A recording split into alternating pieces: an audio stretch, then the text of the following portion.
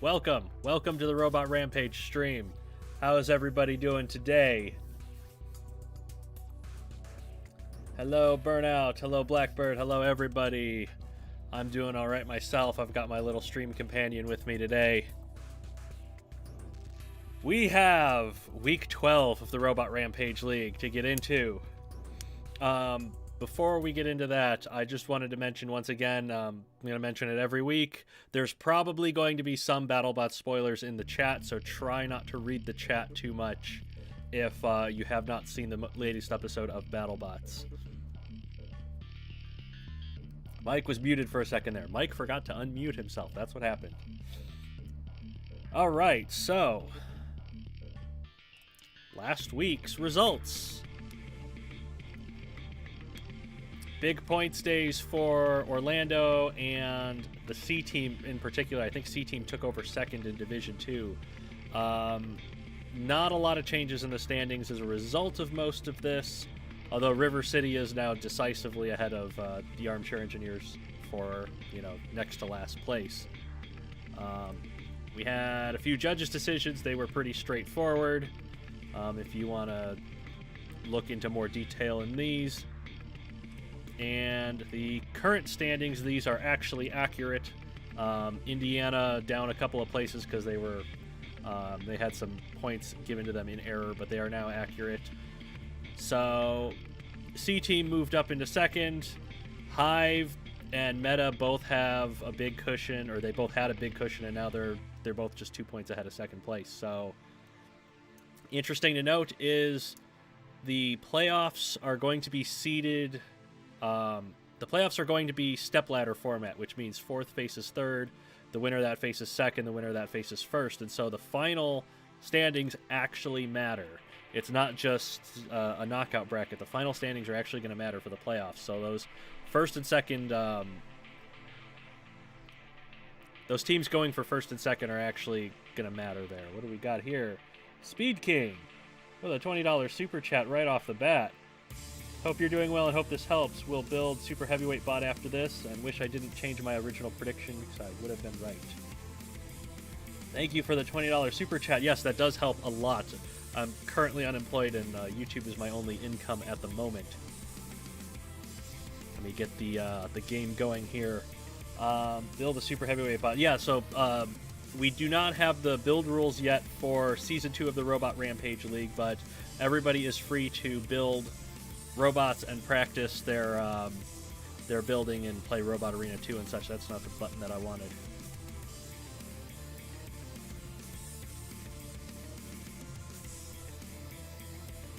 Blackbird has a poem. Excellent. I have a matchup here to start off between Stormlab and team number 8, the Armchair Engineers. Is that another super chat from Razor259? I don't see a message with it, but thank you, Razor259. If that is indeed what has happened. Have some of my birthday money. I appreciate it, man. I mean, it's your birthday money. You can spend it how you want. I'm very grateful you chose to spend it this way. All right. Let's start off the fighting for the Robot Rampage League. This is Stormlab's lightweight fire starter, an asymmetric horizontal spinner. They are facing the Armchair Engineers' Whipwreck, which is a sit and spin flail thwack bot. It kind of sits in place and spins about. Let me know what your predictions are for our first fight of the stream.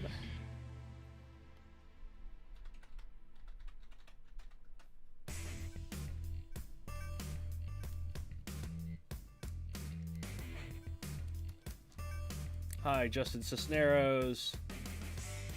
How are you? Lots of people going with Firestarter in this one. There's a few going for Whipwreck. We will see how it goes. Both of them have somewhat fragile weapons. Whipwreck has the greater drive power. Ooh. This is the wrong arena.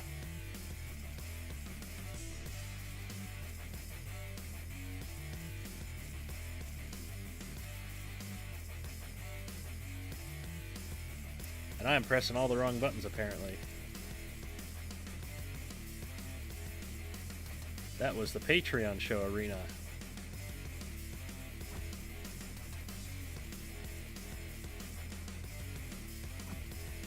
Let's try that again.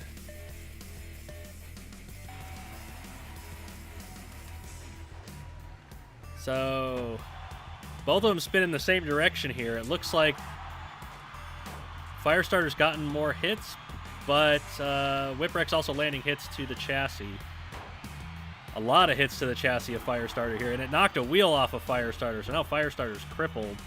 And that's going to make it actually rather difficult for Whipwreck to get in there and do damage to it. So Whipwreck relies on spinning in place. Although that flail does give Whipwreck a little bit of extra reach. And there goes the tip off of both of their weapons. So now Firestarter's unstable. Whipwreck does still have another damaging component, and Firestarter has that sledgehammer counterbalance. But this is potentially going to be a sit-and-spin AI problem for Whipwreck here. Unless Firestarter keeps making itself unbalanced like this.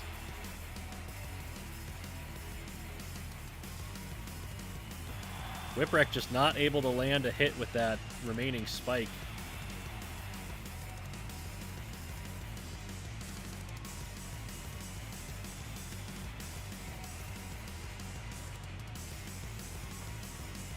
And there goes Firestarter over once again. I have a feeling this may continue in this manner for some time.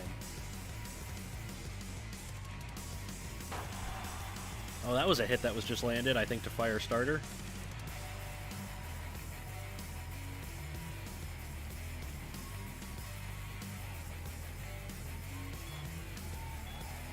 There's a count out for probably Whipwreck. No.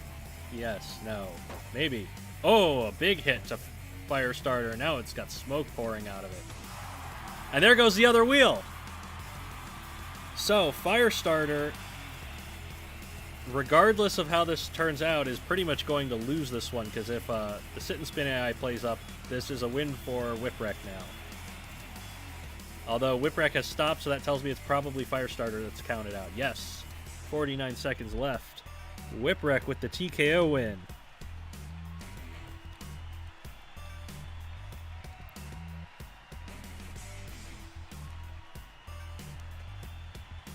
So that is 2 points to the Armchair Engineers to start off the match. They are dead last in the league, so they kind of needed that. 131 seconds. Thank you.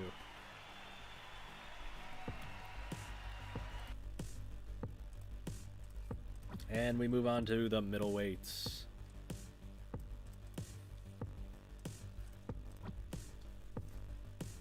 The Engineers are getting points, I know. They get about one win a stream.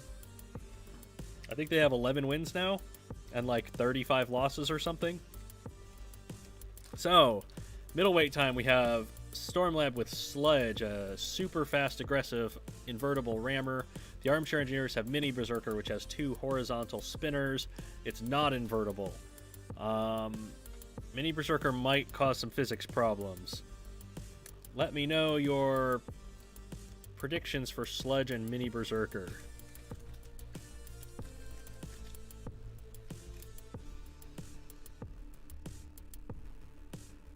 Sledge fast. I don't know.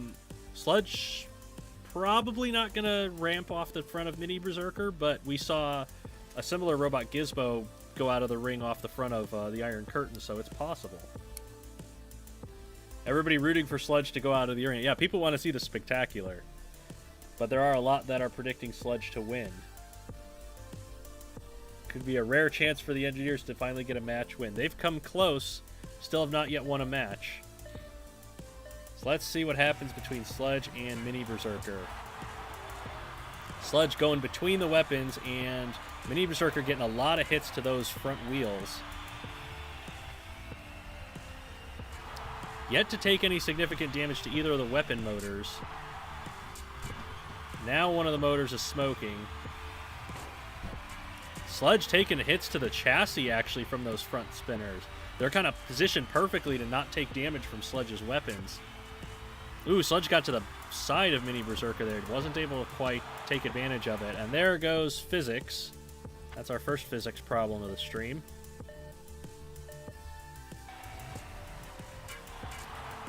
Sludge started out going for the left side weapon and then just went straight down the middle of them. Having some problems oversteering, but did get a good hit on that left weapon motor. That one might be the first one to come off.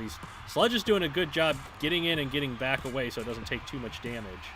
But he has taken a lot of chassis damage. He's thrown himself at the grinder and lost a wheel now. So Sludge losing control, getting some degree of control back now that it's not quite as fast. There goes both of the weapon motors off of Mini Berserker. So now Mini Berserker weaponless. Sludge having difficulty driving. It's throwing itself just randomly into the air because of the way wheel physics work in this game. Mini Berserker struggling to drive on its own as well. Kind of tipping forward because of the weight of those extenders up top. Oh, that was a big hit. There's a little bit of physics. Oh, no. I was going to say a little bit of physics problems, but we'll let it go. But they've both gotten stuck as a result. So we have to restart that. Ah, why physics?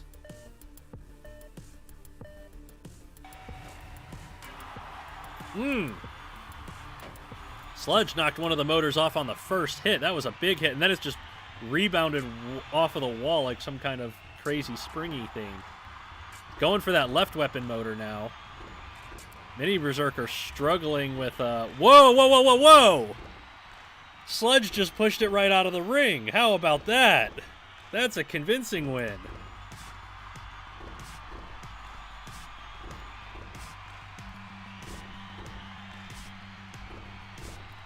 I was about to mention that Mini Berserker was having like gyro issues. It'd get up onto one side and the disc would keep it there, but Sludge just carried it right over the wall. So that's a thing that happened. Sludge has a ring-out victory and not a ring-out loss from this one. And that ties the match up at 2 points apiece.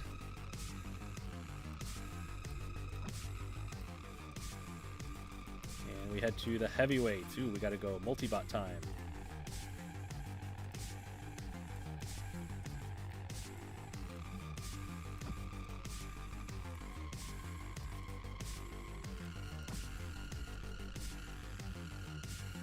Okay, Sludgefest, but not as you know it. It's an anti-Sludgefest. So, for the heavyweight fight, we have Microburst with Stormlab. It is 6 poking pistons that stab the other robots with spikes. The Armchair Engineers have the multi-bot Axis and Allies. Axis is the little bot with the front-hinged flipper. Allies is the double vertical spinner. Microburst is not invertible. Allies is not invertible. Axis obviously can self-right. Both of these entries have been struggling. Microburst and Axis and Allies have kind of been struggling. I think Axis and Allies might be pretty close to an even record. So what are the predictions for this fight?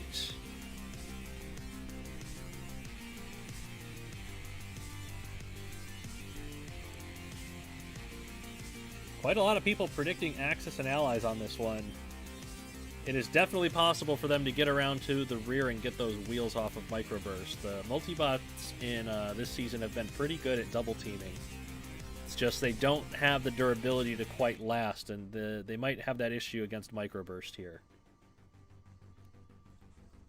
Axis's flipper will be the biggest factor here. That's true. Axis has been known to flip over full heavyweights despite being, I think it's a lightweight or just above a lightweight in terms of weight. So let's see how it goes.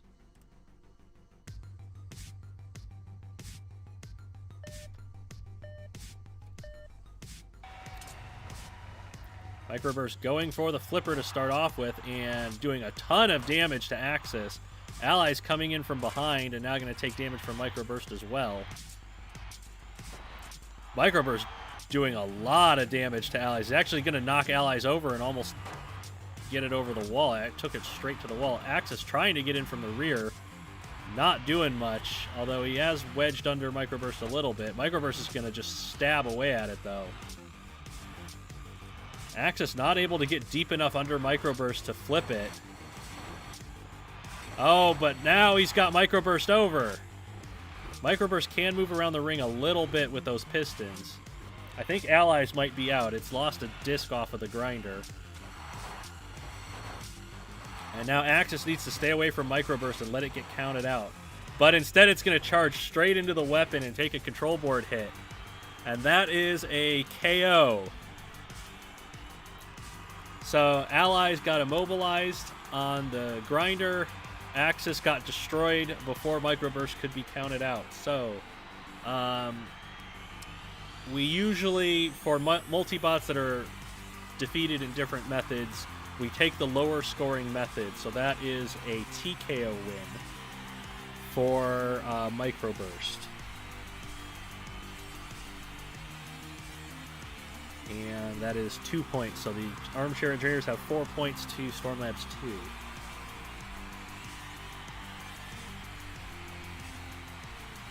"57 seconds," Burnout says. Thank you. I've not been paying much attention to the time on these. Just gotta do a little bit of math here.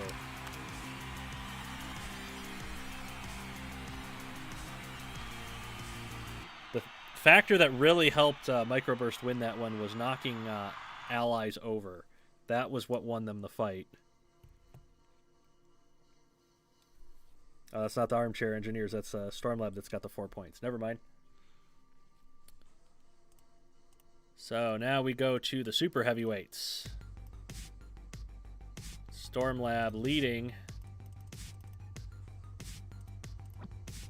And their big super heavyweight Oregano in the ring against Smashy McSmashface. So Oregano with the two vertical hammer spinners, Smashy McSmashface with 5 hammer arms. Neither of them are invertible. Smashy is designed to look like it's from Robot Arena 1. What are the predictions for Oregano versus Smashy? Smashy's not won a fight yet this whole season. And if I'm going to be perfectly honest, I don't think it has a good chance here against Oregano, although it could surprise me and get those weapon motors off. Smashy may push this to the judges with a bit of wedging. Can it, though? Can it? As much as Smashy's our boy, I can't see it winning. Yeah, I don't think Smashy's going to have a chance here. But Smashy always puts up a good fight. It's very rarely a quick loss. So let's see what Smashy can do here against Oregano. Will it get off of the wall? No, it won't. That's a huge hit to the front of Smashy to start. One of the rear axes has come off. One of the hammers has come off. Oregano's just pounding away. There goes the other rear axe. Smashy doesn't even have the reach to get into Oregano's chassis or get to its motors, but it has out-wedged Oregano. In fact, Oregano's not even hitting it with the weapon because its stabilizers are stranded on Smashy's wedge. Smashy reverses to break the pin. Oregano's got to break the count, which it does. And then goes right back into pounding away at Smashy's wedge. And Smashy out-wedging it yet again.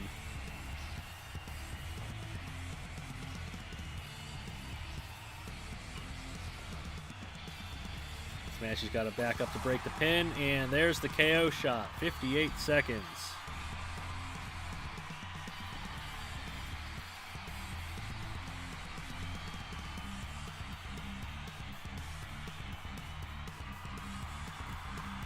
So there we go. Stormlab wins 7-2, and the Armchair Engineers get their traditional 1 fight win per match.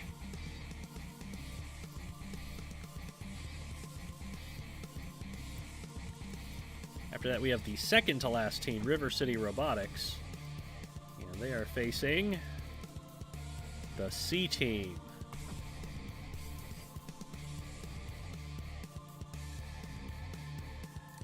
How much did I miss? Robotic Apple, you missed the first match, but we still have 8 more matches to go. We are just about to get into River City Robotics versus the C team. River City has Network, a low-slung saw blade spinner. We classify saw blade spinners differently than other kinds of spinners because they do slow damage over time rather than a lot of damage in big hits. Network is invertible. The C team has Brickface, an invertible sit and spin thwackbot with an angled thwacker, a little bit like T-Rex from classic BattleBots. Predictions for Network versus Brickface.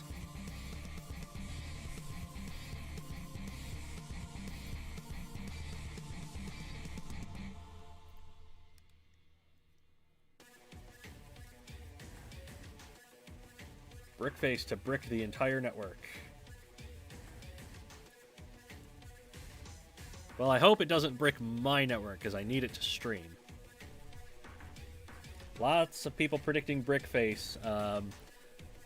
I'm kind of inclined to agree. Brickface gets really unstable when it's up to speed, but Network has really struggled. It started out with a lot of wins, and it's gotten a lot of losses lately. So let's see how it turns out for both of them. Network going in and getting a shot to Brickface's chassis, but Brickface actually just skipping right off the top of Network's left side motor there. And being unstable, Brickface is just kind of dancing around. It has landed a couple of decent hits to Network at this stage. It's just bouncing over the top of Network rather than remaining stable and then getting... Well, there's a good shot to the weapon motor, and now it's going to switch and try to lop off the other weapon motor. So this is a conscious strategy decision by Brickface to try to lop these motors off first. It's having a lot of difficulty stabilizing itself, and Network is getting the saw blades into play, but the last of the saw blades is gone now. This is Brickface's fight to lose. And again, if Network can get it into a corner grinder, which might be possible because Brickface is quite unstable and difficult to drive, Network might still have a chance here.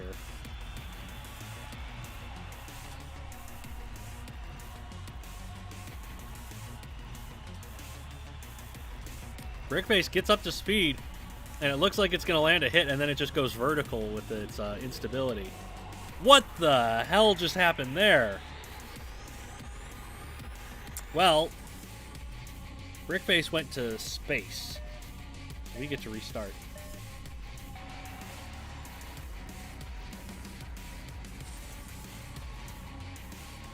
And Brickface being very unstable and Network corralling it over to the corner grinder. So a little bit of damage caused by the hazards. Wasn't able to tell if Network landed any damage itself. That was a big hit from Brickface, who's using the sharp end of those spikes on the end of its thwacking arm. But it's thwacking directly into those saw blades rather than into the motors, and now it's up on the wall, and that allows Network to get in there. But Brickface, difficult robot to push because it's just so floppy and unstable here. Network's doing a good job keeping it near the wall. That's one of the saw blades knocked off.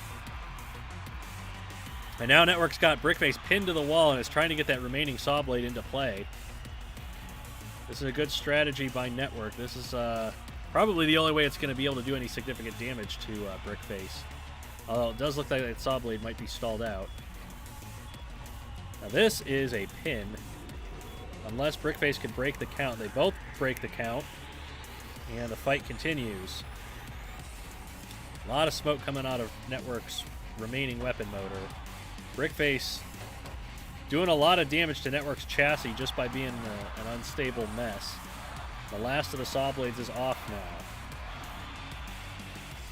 And Network wants no part of Brickface while it's spinning. Gotta go in and attack at some point. Can't just rely on Brickface being unstable. Oh, and Brickface managed to turn over Network with that hit. Ooh, another good shot.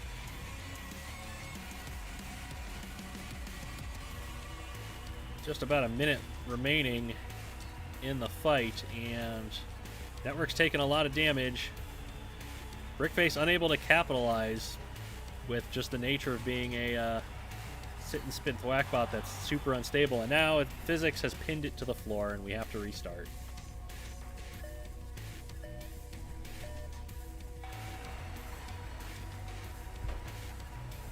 So there's Network getting in a decent shot to start. Brickface trying to land hits and just going vertical and dancing on top of the saw blades. Network trying to pin Brickface against the wall, but Brickface is just going to bounce right over it and back to the center of the arena. Smoke coming out of the weapon motors for Network. Brickface is really struggling to get going here because Network keeps corralling it over to the arena walls, which is a good strategy from Network.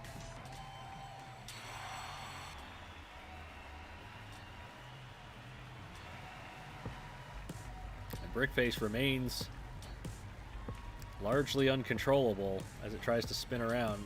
Network's getting it awfully close to the grinder, but now Network's lost one of the saw blades. And a big hit to the gearbox, that other motor.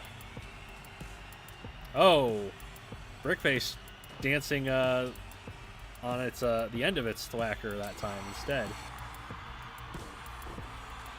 Is landing some good hits to Network here. Network's not able to get that other saw blade into play. Another big hit from Brickface. Brickface is being really strategic about it. It's not just sitting there and spinning wildly. It's waiting for Network to get close and then spinning up. Network trying to get it corralled by the wall again. Oh my goodness, the whole thwacking weapon broke off of the end now. So Brickface using the wrong end of that thwacker, trying to hit the blunt end against it, and just the whole thing's broken right off. So this whole fight has changed for Network now. Brickface a lot more stable, and it does have that extender there. Well, it did have the extender. Now Brickface is just a brick with a lot of drive power and a lot of traction. But what can it do with it other than fall over on its face and run itself into the grinder?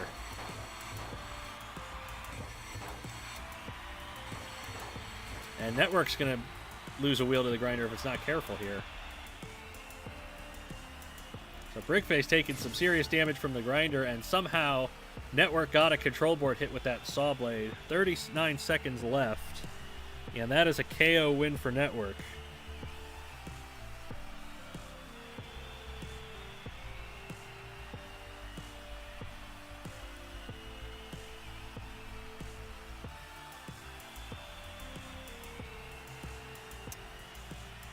So, River City, second to last in the league, has a 3-point knockout over the C team, second in the league. We'll see how they do in the middleweights.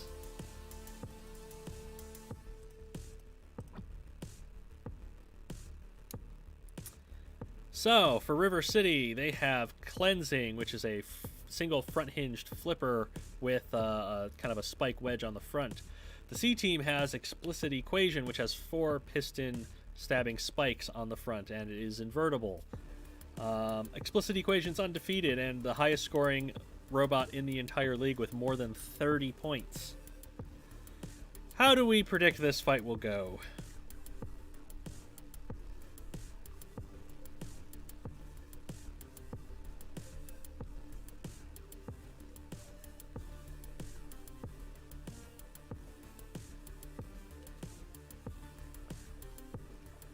Explicit Equation to extend its winning streak. Everybody going for Explicit Equation.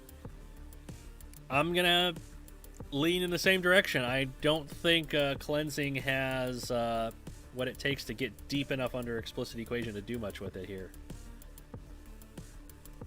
So we will see how this goes.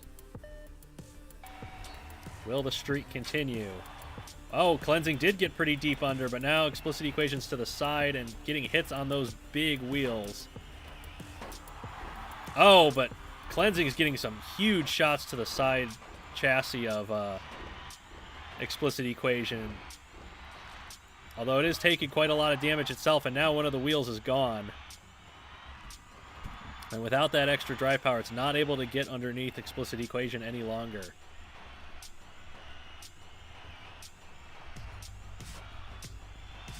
However, that front spike wedge is doing damage to Explicit Equation's chassis, but Explicit Equation's going to get it pinned to the wall and kill it. So, 41 seconds. Yet another KO for Math.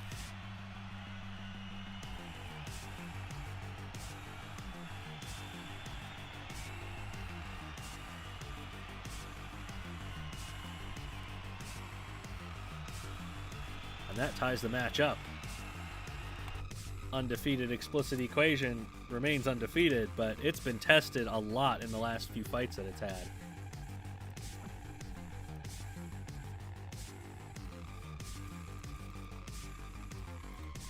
So it's heavyweight time.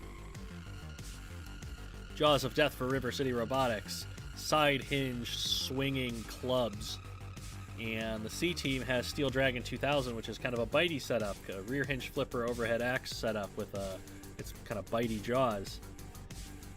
Steel Dragon 2000 is one of the higher scoring heavyweights in the league right now. So predictions for this one.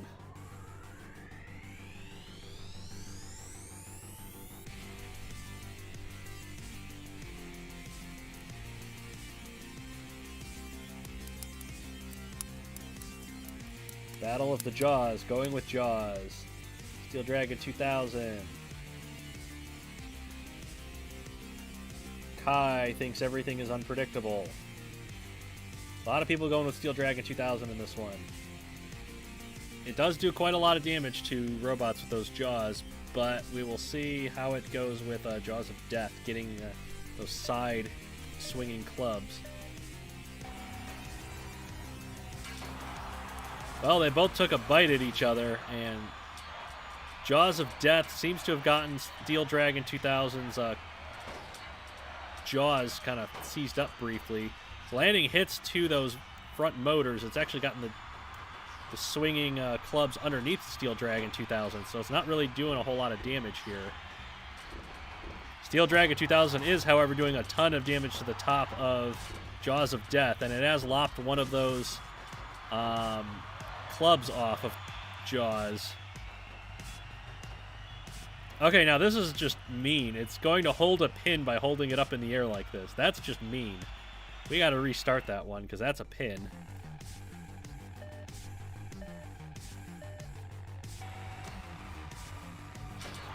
And there's that big collision to start. Oh, one of the swinging clubs broken off of Jaws of Death to start. One of its defensive spikes broken off as well, but there goes one of the lower motors.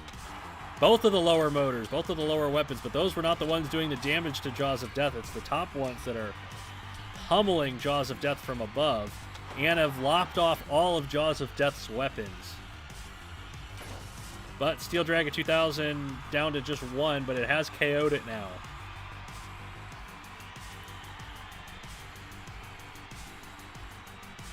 So that was quite a destructive fight. They both took each other's weapons apart.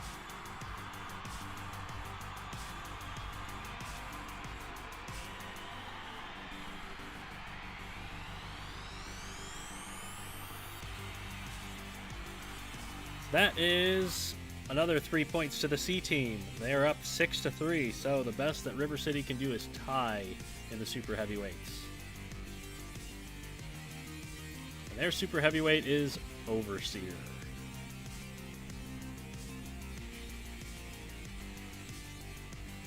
C team has Hyogini.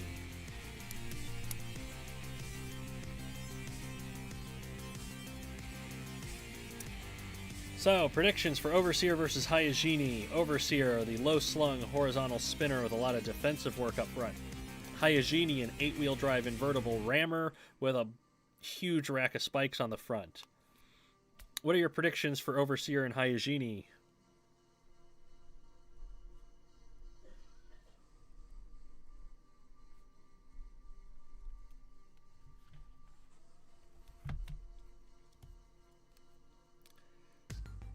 Keith McLennan going with a Sledge Fest. I mean, I don't think we've had a Sledge Fest in the Super Heavies, but it's kind of remotely possible. Overseer's a really long robot, so it's possible for him to get locked together and go vertical on impact. There are very few spinners in this competition. There's a lot of spinners, they just haven't been fighting yet. They'll be in the later rounds. The other thing is we require teams to have different weapon types on their between their robots. They cannot have more than one of the same kind of weapon on their team. So if you have a horizontal spinner, you can only have one horizontal spinner. Let's see how Overseer versus Hygiene goes here.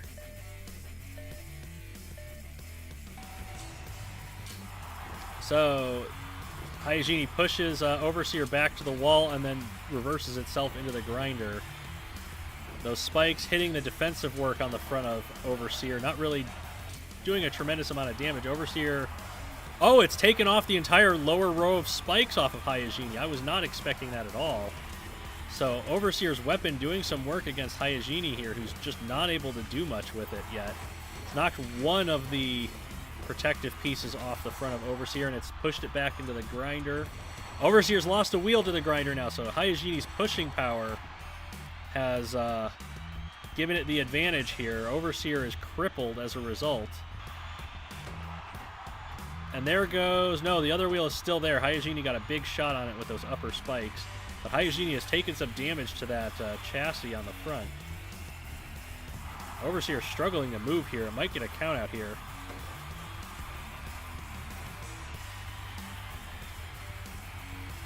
No count out coming yet. Hygiene moved it, so no count out will continue. Oh no, Hygiene, what did you do? Why? Oh my goodness! There wasn't even any debris on the floor. How did it do that?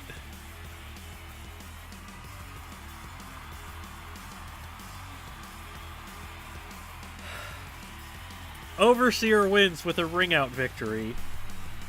However, a ring-out is worth only 2 points, and so River City has 5 to the C-Team 6. So C-Team still wins, but... Oh, Hygiene, how could you do that?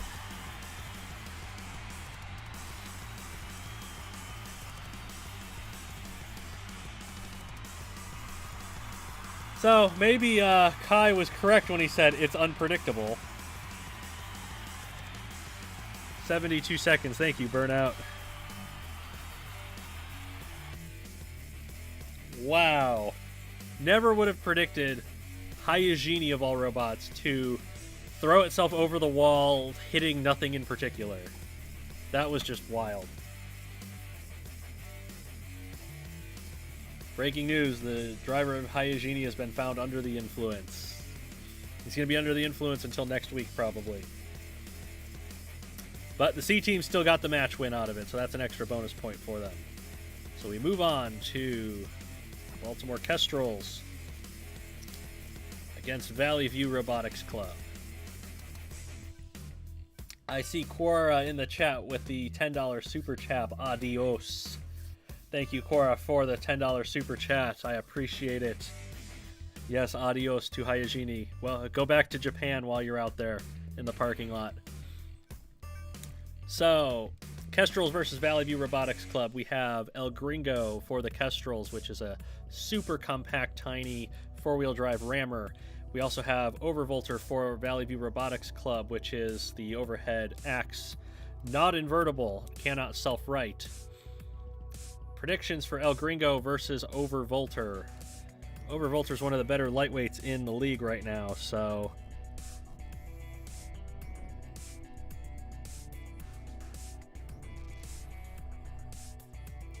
Everybody going with Overvolter in this one. I think you guys might be onto something, because El Gringo is armored in plastic.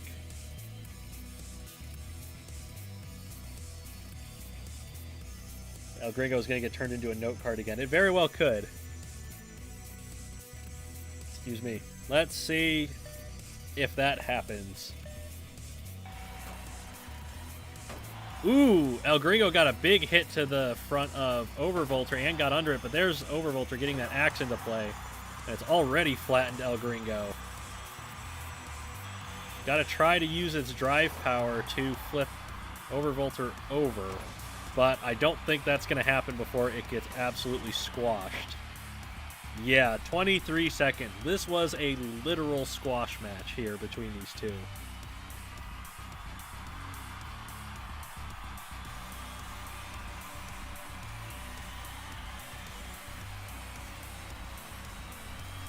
So Valley View strikes first and gets the first 3 points of the match.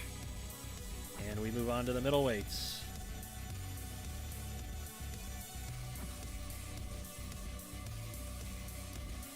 Middleweight time. The Kestrels have Drigger, which is kind of a tiger claw shaped weapon set up on a piston. Drigger is invertible and it is facing Galactic Fabrication, a quote pure rear hinged flipper. There's no damaging components on the flipper, so it's not going to do damage while it tosses Drigger. Galactic Fabrication is a pretty decent flipper, but it has been known to throw away fights that it has been winning. So, how do we feel about Drigger versus Galactic Fabrication here?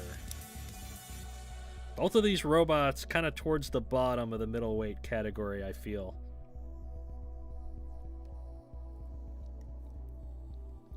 Overvolter has still only won by knockout. Overvolter's really good.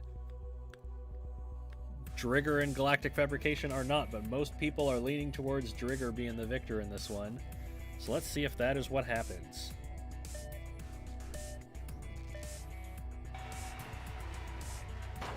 Ooh, a big hit and a big toss. But Galactic Fabrication knocked itself over, and Drigger's going to take advantage and get some good hits in while it's trying to self-right. And now Galactic Fabrication against the wall, but it's used its wheels to drive free of that. It got under Drigger, but it's mistimed the flip, and now its flippers are vulnerable to Drigger's weapon here. One of them's broken off, and Drigger's broken both of them off now, so Galactic Fabrication weaponless. Only with those defensive spike features and its wedge. And it's a very steep wedge at that, so it might not be able to do much with Drigger here. Oh, but it's wedged under Drigger, and it's going to push Drigger into the corner grinder. Drigger does have those big exposed wheels, which are a potential weakness for it. Oh, half of the weapon setup has broken up off of Drigger, so Drigger with half the weapon power now. But it got the KO with 58 seconds.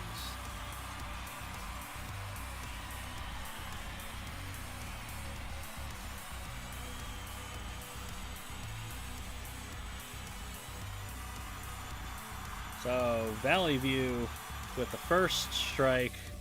Kestrels, however, have tied it up 3-3. We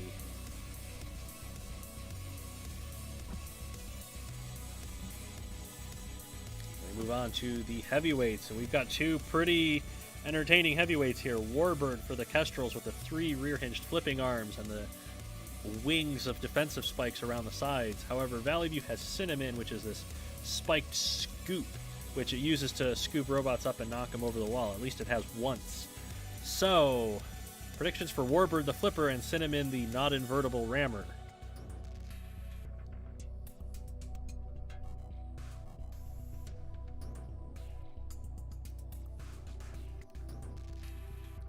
What robot from BattleBots or Robot Wars can beat these Robot Rampage League robots?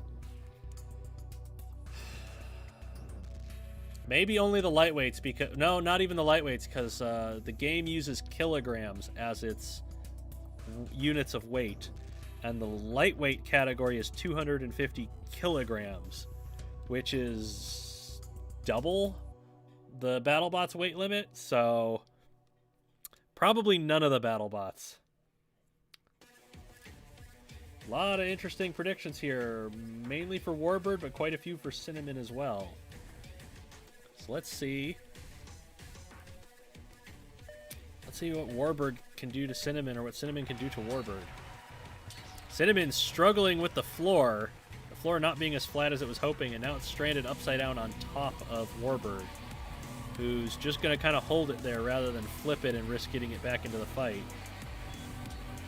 And there's the TKO count. Warbird's going to take the easy points.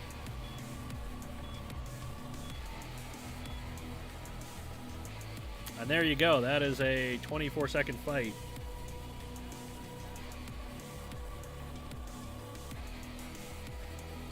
And the Kestrels are up 5-3.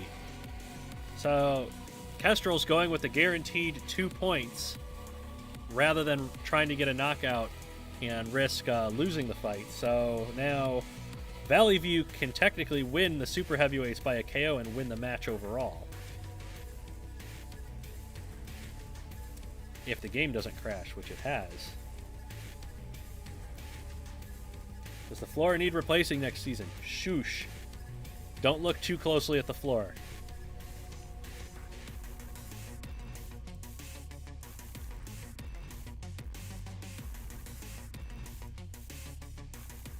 Which one is the Kestrels? Kestrels is Team 10. So Kestrels have Berserker. And Valley View Robotics Club has ChemicalX. So here we go. Final fight of the match, and this is going to decide the match. Berserker for the Kestrels has 4 horizontal spinners. It's literally mini Berserker, but with extra weapons attached to it. ChemicalX has 4 side-hinged fire axes and a bunch of defensive spikes to the sides. I feel like these weapons are going to clash a lot here. The question is, what can either do to the other? Leave me your predictions.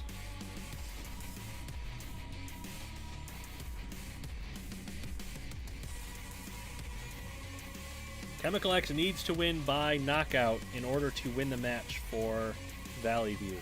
Berserker just needs to get TKO'd even, and they'll not lose. If it can last to a judge's decision. Oh, that's the wrong arena. If it can last to a judge's decision, then that will win the match for the Kestrels. So here we go. ChemicalX getting hits to those front weapons to start. It's broken one of them off. It's broken both of them off. Physics is grumbling at us, but not super unhappy yet. Oh, it's taken a wheel off of Berserker. ChemicalX struggling with the physics bomb on the floor, but they've gotten away from it at the moment. Berserker down to 1 wheel. ChemicalX waiting for the TKO count, but now it's gotten the KO. 30-second KO, and that wins Valley View the match. 6-5.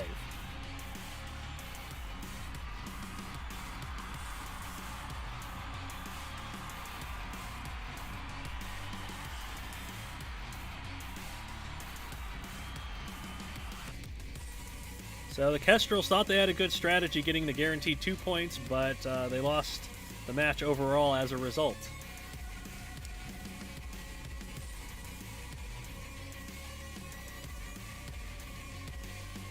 And match number 4 is between Pink Chaos and Sinister Creations.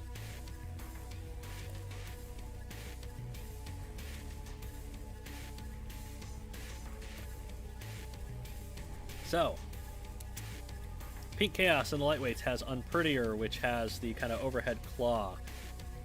Sinister Creations has Overheat, a front-hinged flipper.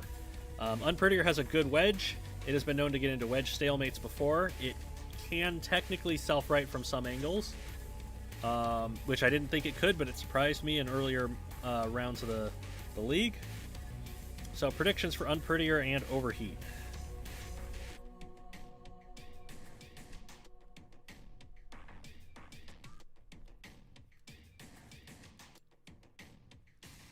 Oh, lots of people going with Overheat in this one.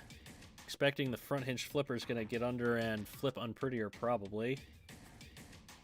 Pink Chaos has been a painfully mediocre team this season, and Sinister Creations was briefly leading the entire league before falling to 5th overall and 5th in the second division. Actually, Pink Chaos is in position for a Division 1 playoff spot, and Sinister Creations is not in position for a playoff spot yet. Most people going with Overheat, so let's see how it goes. Unprettier with the better wedge, but Overheat got under it and tossed it over, and is going to push it over to the wall. So Overheat not caring that Unprettier is flipped over. It is trying to do as much damage as it can while it's stuck, and Unprettier has righted itself. But Overheat is getting in there and doing as much damage as it can.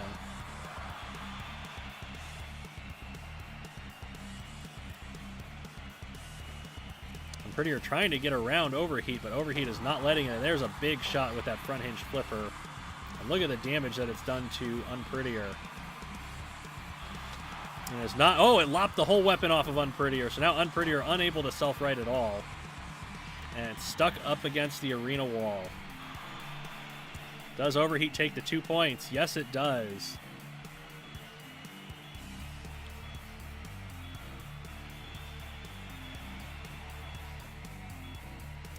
And there we go. 62-second TKO win.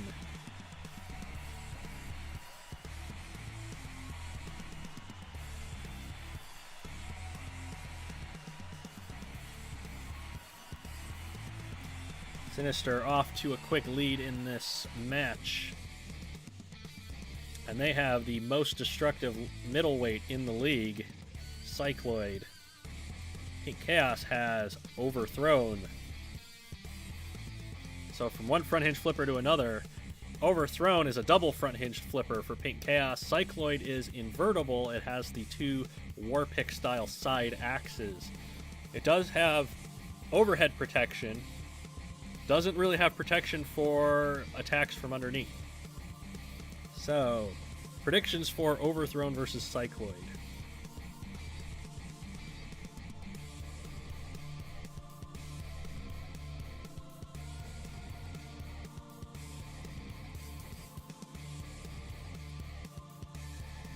Couple for Overthrown. Most people leaning towards Cycloid.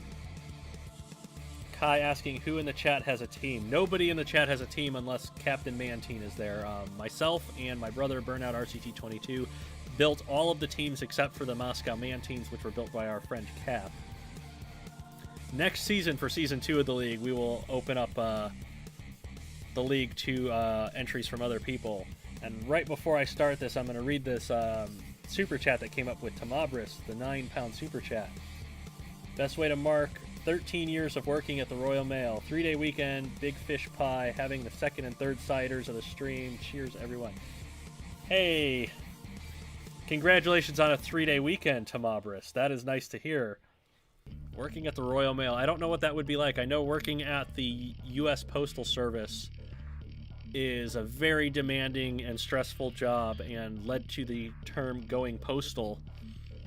So, I hope things aren't as bad for you in the Royal Mail Service. You might have handled some of my packages that I've sent through to the UK. Here we go, but for Overthrown and Cycloid goes straight up the wedge and gets tossed in the air. Look at the damage that Overthrown did to it. Cycloid's struggling to get down. It's doing some damage to Overthrown's wedge with those axes, but Overthrown's pushing it back to the grinder. Overthrown has lost one of its flipping arms. Cycloid has lost a wheel, but it's on control board hits. And that's the KO shot. 25-second KO for Overthrown.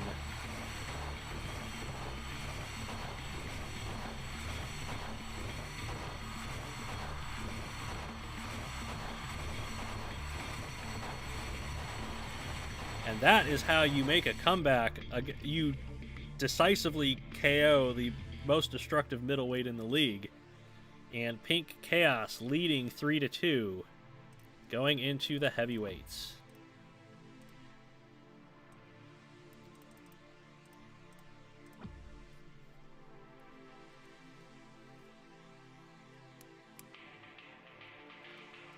Lotus Driver, how can I get it? I'm assuming... Oh, the game, Robot Arena 2. Yes, GameTechMods.com. It is an abandonware game. It's not for sale anymore, so you just pick it up for free on GameTechMods.com. This is Robot Arena 2 version 1.4. They have a bunch of different mods available on there. You want Robot Arena 2 1.4. So, heavyweights. Pink Chaos has Panther, an invertible rammer. Sinister Creations has Omnipresence, a sit-and-spin flail thwackbot. Omnipresence has lost to sit-and-spin AI before, but with how fast Panther is, that might not be an issue here. So, predictions for Panther and Omnipresence.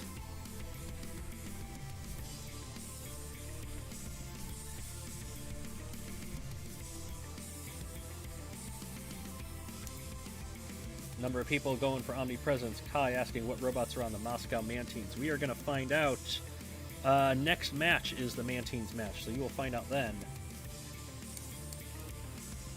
Most people going for Omnipresence. Blackbird is saying Panther, think pink. Curse you for getting that frickin' song stuck back in my head.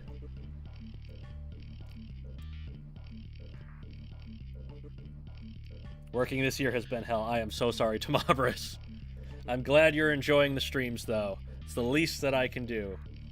Consider this my way of helping out all the essential workers. Here we go. Panther versus Omnipresence. Panther not getting a good shot in there, and Omnipresence getting some hits to those right side wheels. Both of them torn off at once. The Panther's claw torn off. And now Panther has no choice but to turn into the weapon. It's broken some of the flails off. Mainly, Panther's lost some of its teeth in the process. Omnipresence hasn't really moved a whole lot, but there's no count out yet, so we don't have issues with the sit and spin AI yet. There's another wheel off of Panther, but there's the sit and spin count. Panther can still move, and so this is going to be a TKO win for Panther. Well then, Omnipresence, you need... I don't know what to say about Omnipresence and its sit and spin issues.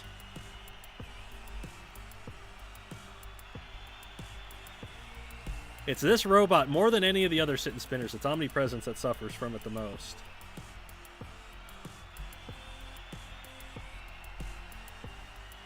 And so now Pink Chaos has 5 points to Sinister Creations 2 points. So Sinister Creations needs a KO to tie the match.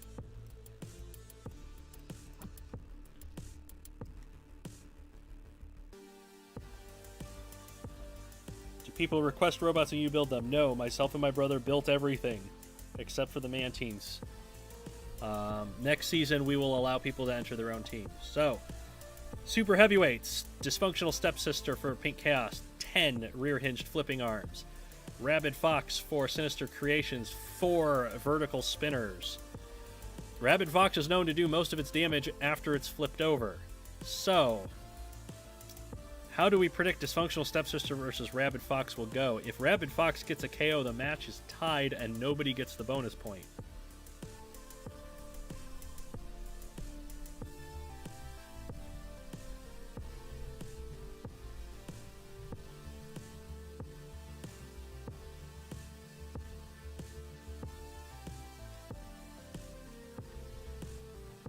Ten out of 10 names says Jack Attack plays games.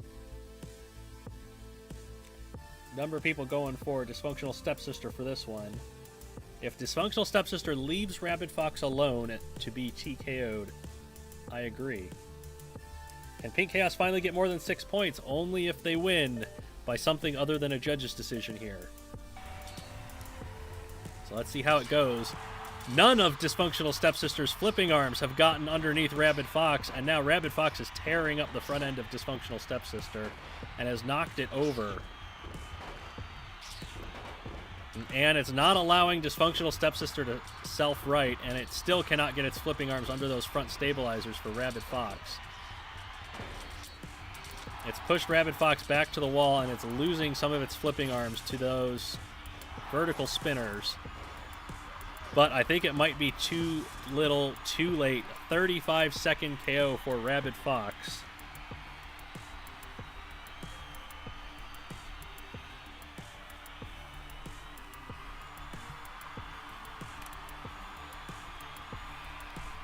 And that ties the match 5-5.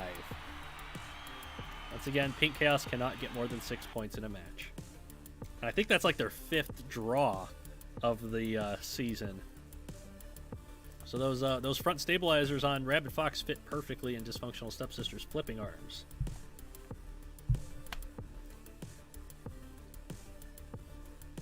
Finally, it does what it's supposed to do. I know, right? And we get to move on to our next match, which is Hive Academy against the Moscow Mantines. So, Hive Academy, number 1 in Division 1, has Jinx in the lightweights, the side-hinged flipper. The Moscow Mantines, built by Captain Mantine, by the way, Kai, has Hailstorm 4, a front-hinged flipper. That's been known to bug out sometimes. So, predictions for Jinx and Hailstorm 4.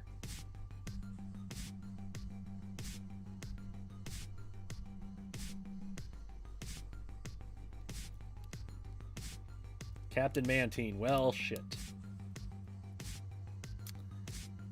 It's possible. I know Jinx can self-right. Hailstorm 4 has... I don't think it can. It gets really glitchy, but I don't think it can self-right. Everybody predicting Jinx. Let's see.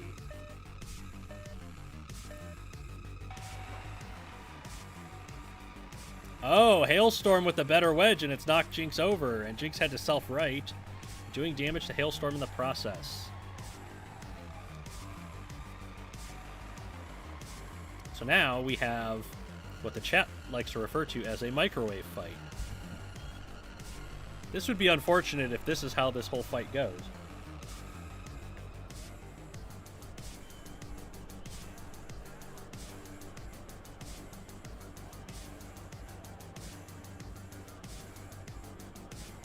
So chat, how are you doing today?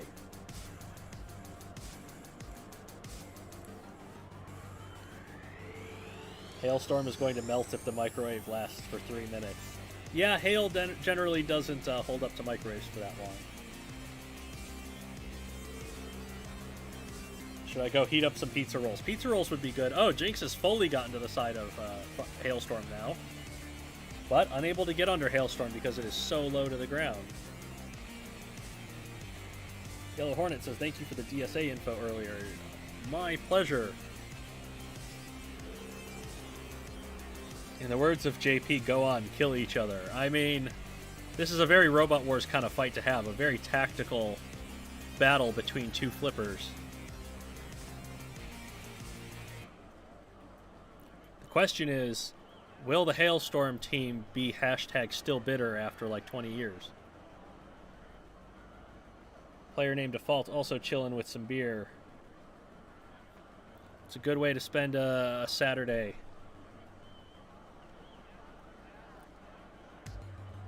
Razor259 is just waiting for his namesake to make his birthday even better. Well, happy birthday, Razor.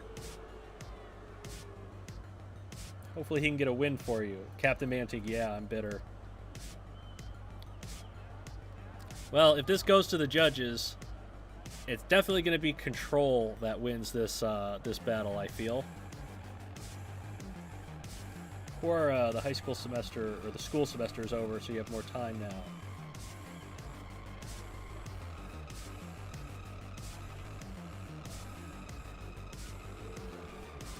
"35 agonizing seconds to go."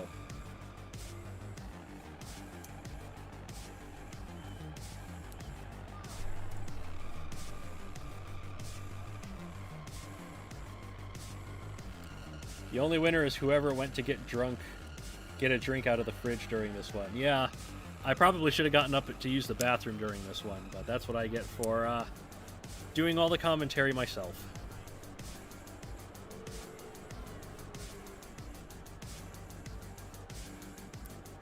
Well, there you go. A 3-minute microwave fight. Goes to the judges.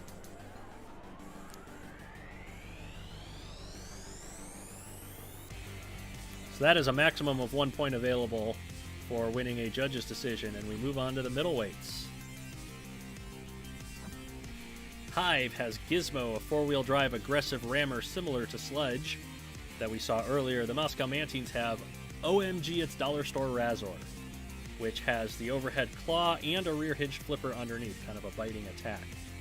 It also has a really good wedge. So, predictions for Gizmo versus OMG, it's Dollar Store Razor.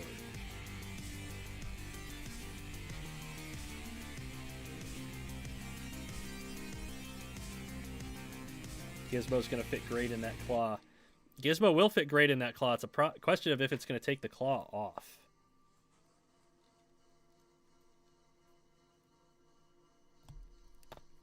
Gizmo might Sludgefest if Razor doesn't have the claw. I mean, it might Sludgefest anyway, because we've seen it glance off the side of wedges and go over before.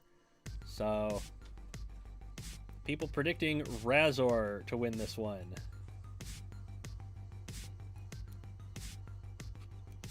Let's see how it goes. Will Gizmo stay in the ring? I'm from England. Does that make it Pound Shop Razor? I guess it does. Let's see if Gizmo stays in the ring. Ooh, it does. It glanced off the side of the wedge, and now Razor's got, look at that bite that Razor's got. But Gizmo has the drive power to get away. Oh, but Razor broke a whole rack of spikes off of Gizmo. Oh, and there goes the claw. But Razor's gotten a wheel as well. They're both just trading blows here with these weapons. Oh, the rear hinge flipper's gone now. So Razor just a wedge with a pole sticking out of the top of it. But Gizmo down a wheel and unable to drive in a straight line. We've seen Razor win fights by being a good wedge before. Can it pull it together here against Gizmo? Those remaining spikes on Gizmo are the lower ones in its current upside-down configuration, so it can do damage to Razor's wedge. Razor's trying to encourage Gizmo over to the grinder. Oh, but it got it over! It scooped Gizmo up and out! Look at that! Razor with the ring out!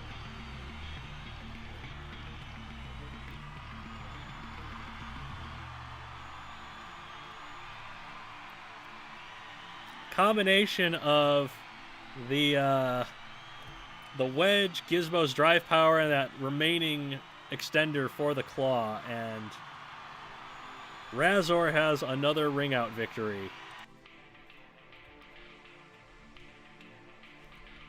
Birthday ring out for Razor 259, indeed.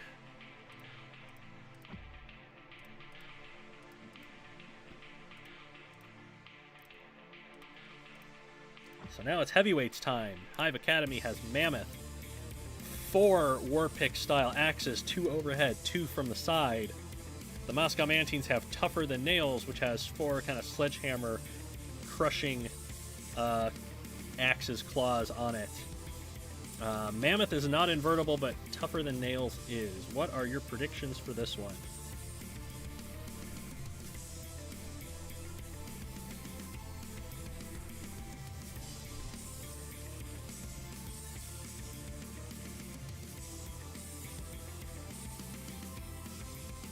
Razor's been doing good lately. Razor's been doing surprisingly good for a dollar store Razor.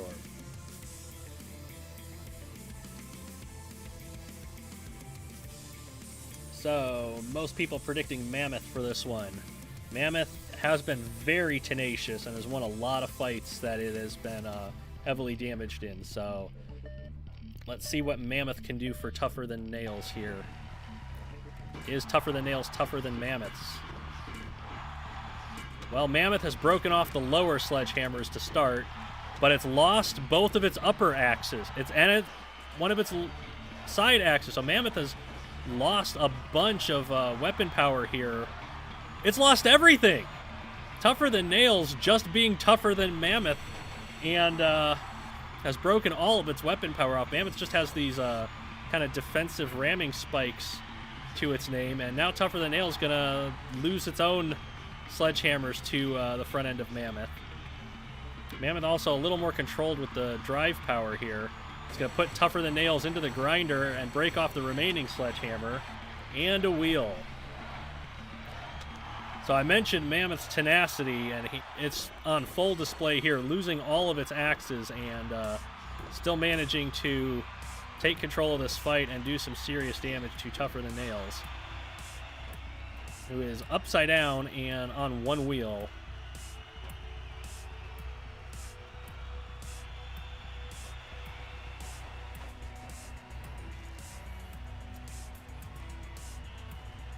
Mammoth tripping over all the debris in the arena.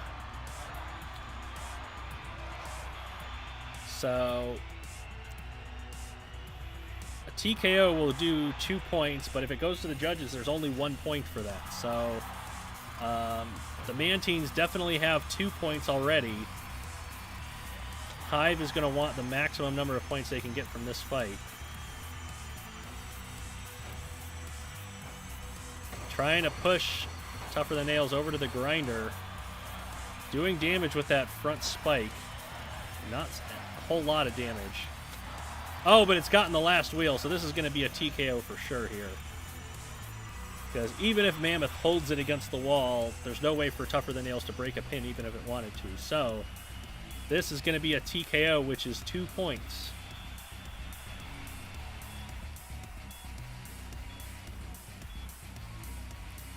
43 seconds remaining on the clock at the end of this one, and Mammoth wins by TKO.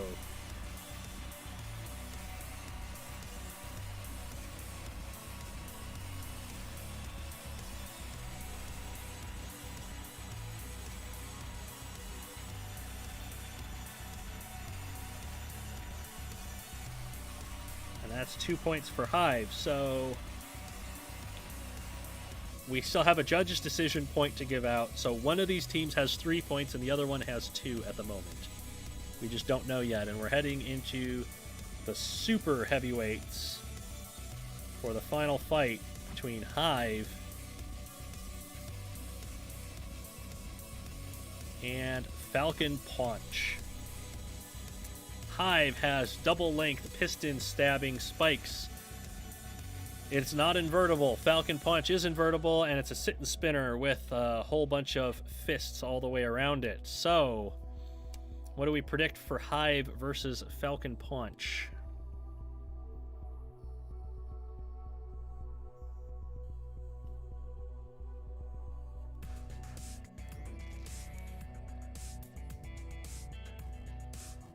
Physics is going to have a field day with this one. I don't know. Physics only has a problem when... Well, mainly it only has a problem when moving components such as motors or pistons get broken off. I don't think Falcon Punch is tall enough to get the pistons off of HIVE. But we will find out how it goes. The chat seems to be leaning towards HIVE, but there's a lot of people predicting Falcon Punch in this one. Burnout mentioning HIVE has reach. How is that going to work out for Falcon Punch if Falcon Punch breaks the spikes off? We're going to find out. HIVE got a shot to one of Falcon's wheels, but now Falcon Punch has knocked HIVE aside, broken one of the spikes off, broken some defensive features off of HIVE. I don't think HIVE has landed any shots to Falcon's chassis yet, even though it does have the reach to go over the top. It's trying to go over the top, and it's broken a wheel off with those 2 remaining spikes. And got a hit to the chassis. So HIVE trying to sit out of Falcon Punch's reach and stab the chassis from afar.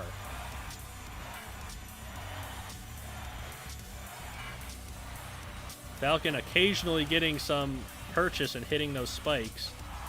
Oh, another wheel's been broken off of Falcon Punch. So now Falcon Punch losing its drive power here for its weapon. And not able to make contact with those remaining spikes. There's a control board hit and a KO at 62 seconds.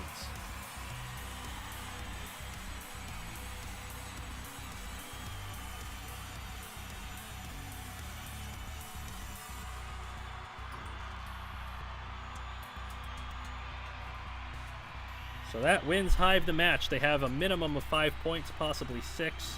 And the Mantines have a maximum of 3. So, HIVE win the match. The Mantines, I think they were 4th in the standing, so they might drop out of the playoff spot here.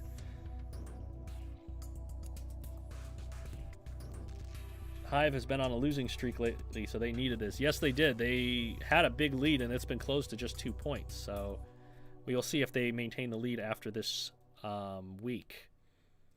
And we move on yet again to Team 16, Team Smash, facing off against Team Eeveeon. So, Smash has Bubblegum, which is kind of a spiked scoop rammer that's not invertible. Eeveeon has Kurbnalob, a vertical spinner that spins downward and traps the opponent against the wedge. Kurbnalob also not invertible. Predictions for Bubblegum and Kurbnalob.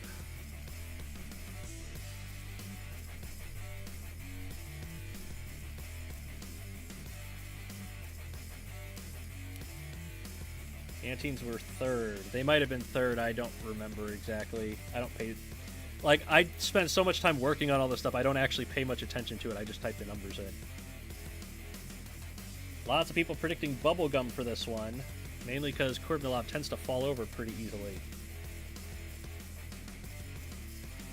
Well, let's see how this goes. I'm not even going to try to say it. Kurbnalab. Oh, Bubblegum tripped over the floor and fell over off of Kurbnalab's wedge. And now Kurbnalab digging that vertical spinner into Bubblegum's chassis. You can see the damage piling up on Bubblegum, and it's going to get a KO out of it. 21 seconds.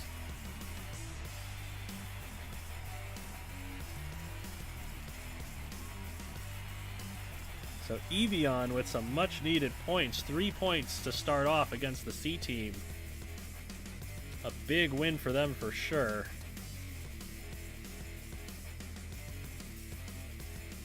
Or Team Smash, excuse me. So middleweights, we have Planetary Conqueror, an overhead bar spinner with a wedge and a lot of drive power. Eeveeon has Spinning Cage of Death, a 360-degree cage spinner. Not invertible. Neither of them invertible, technically. Predictions for Planetary Conqueror and Spinning Cage of Death.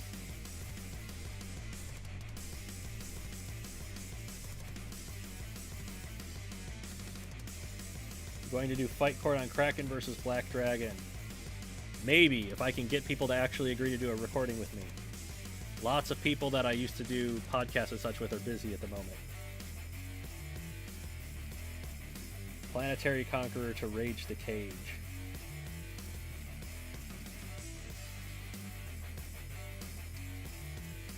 Well, it actually seems rather split, with slightly more favoring Planetary Conqueror in this one.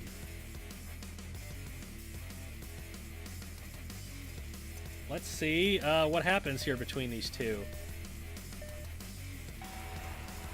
Similar spinners. Oh, but the impact knocked Spinning Cage of Death over. Planetary Conqueror almost knocked itself over, but it's going to get in there and try and get the KO and get some 3 points. If it can get 3 points back here.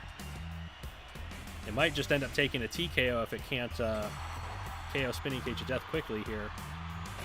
Oh, what a shot! 27 seconds.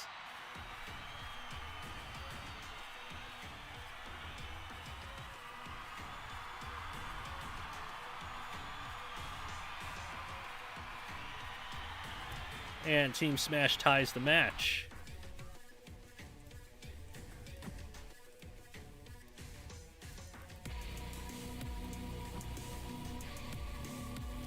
Ninth KO for Planetary Conqueror is what Burnout says in the chat. So heavyweight time. Team Smash has Bioshocker, double vertical spinner, and a lot of defensive features around the corners. Team Eeveeon has Spike 6, which is a double front-hinged flipper. Bioshocker notably out-wedged quite a lot in some of its fights, so how will Bioshocker do against a flipper?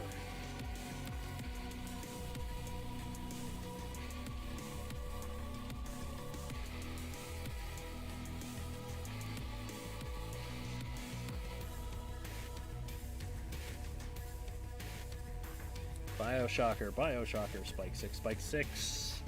It's split in the chat. I don't know what to expect here, because Spike 6 has been vulnerable to a lot of robots, and those flipping arms are definitely vulnerable, but Bioshocker I don't think is invertible.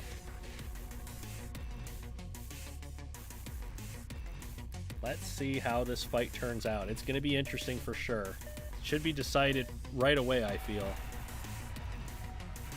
And Spike 6 glides under with ease. It's got Bioshocker up and on the grinder and over the wall for a ring out. 11 seconds.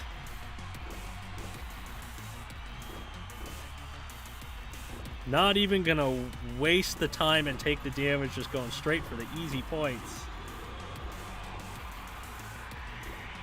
So Spike 6 with the Michael Oates strategy of just get it out of the arena as fast as possible.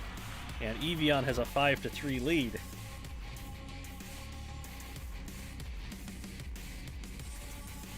However, that does mean that in the super heavyweights, Team Smash can come back to take the win with a 3-point knockout. Oh man, two of the most destructive super heavies here.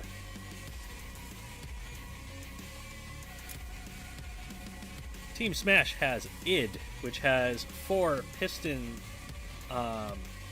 pneumatic pistons with racks of spikes on them.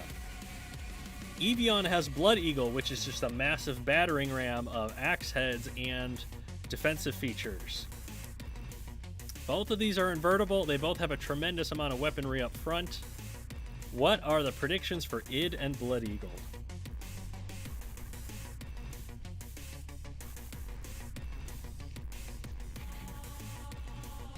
Team Smash and id need a KO to win the match overall. The two most destructive, id is number 1 and Blood Eagle is number 2.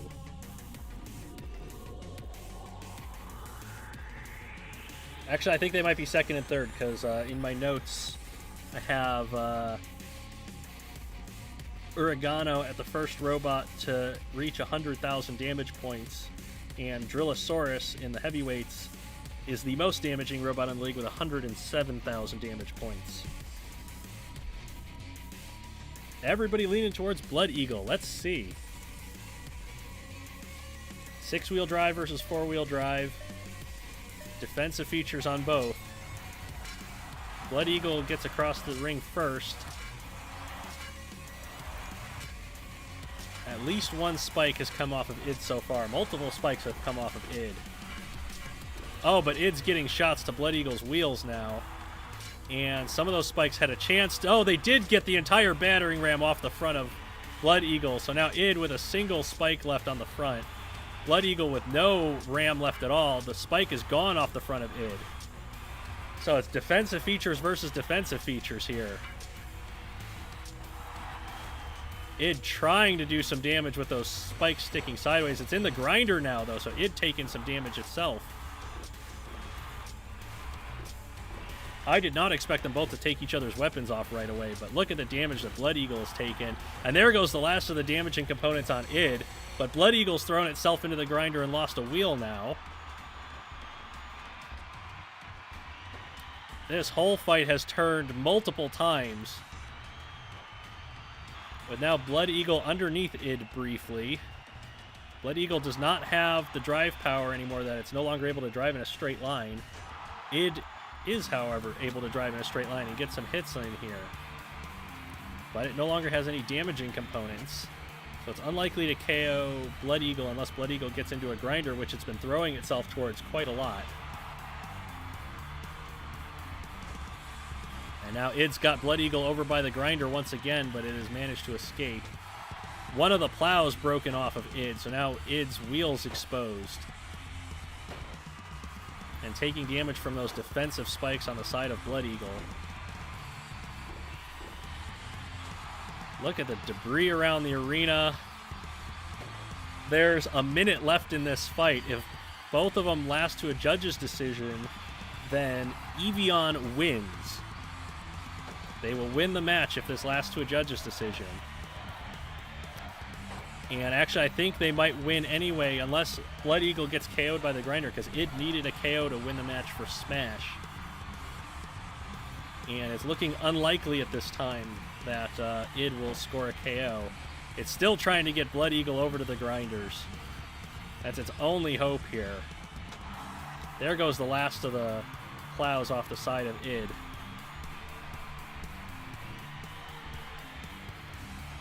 Blood Eagle running out of battery power towards the end of this fight. Id might actually be able to push it to a grinder. But there's just 10 seconds remaining. Oh, that's the entire side of Blood Eagle's defensive work gone off the left side now. And it goes to the judges. Wow, I never would have called the two most destructive in the league going, or two of the most destructive heavyweights in the league going to the judges like that, but wow. 30,000 points of damage scored in this fight. I think this is the single most destructive fight in the league's history so far. Eeveeon have won the match. The question is, do they get this super heavyweight fight? And it's going to be close, I feel. Where did my pen go? It went somewhere. Well, I need to go use the bathroom. So I am going to set up this next match for the chat to discuss. And go use the restroom and be right back.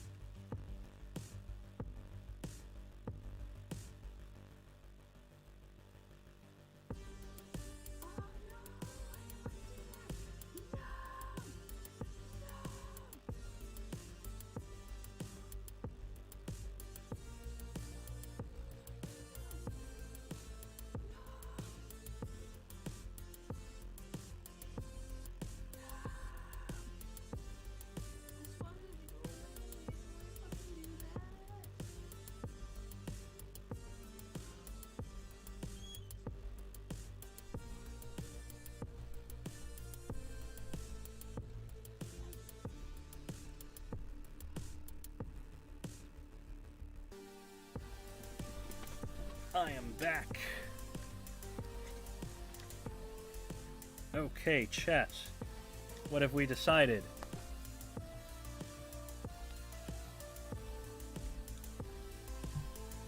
So, Robot Rebels against Kinetic Creatures, Overclock, Piston Poking Spikes, Steel Dragon, the Vertical, Sawblade Spinner.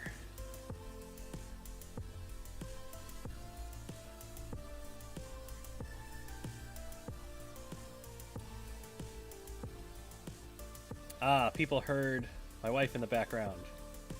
Oops. They love you. I was swearing up a storm. I'm not happy about something. Well, most people in the chat looking at Overclock to win this one. So let's get it started and see what happens. Well, Overclock went straight up the wedge, and Steel Dragon has managed to flip Overclock over somehow.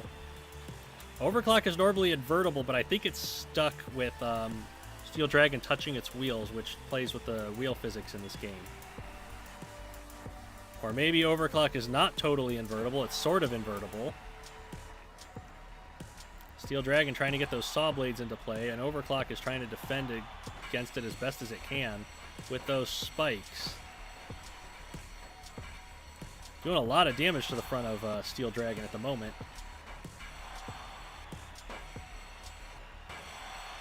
Landing some big hits to the Steel Dragon's wedge. Steel Dragon not able to get in there with those saw blades. Now it's gotten in there, and it's going to carry Overclock over towards the corner grinder. You can hear it cutting up Overclock's chassis a little bit. Overclock going to try and get away, and Steel Dragon's going to cut off its escape route.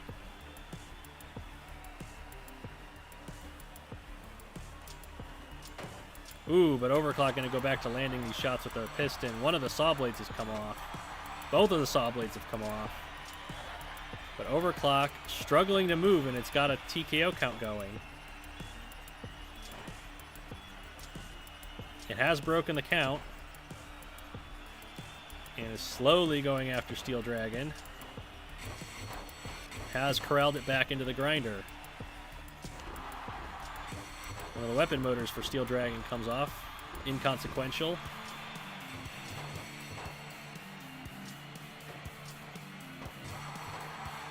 Steel Dragon trying to use the grinder The grinder not doing a whole lot to overclock, however.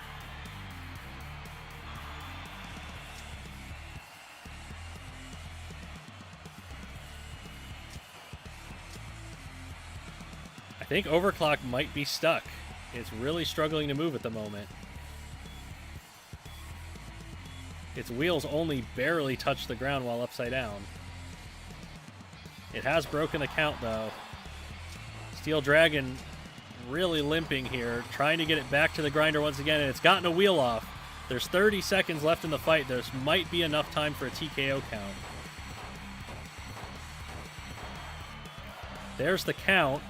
Can overclock break it?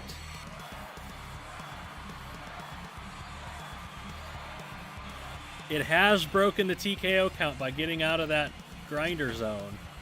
And so this fight looks like it's going to go to the judges.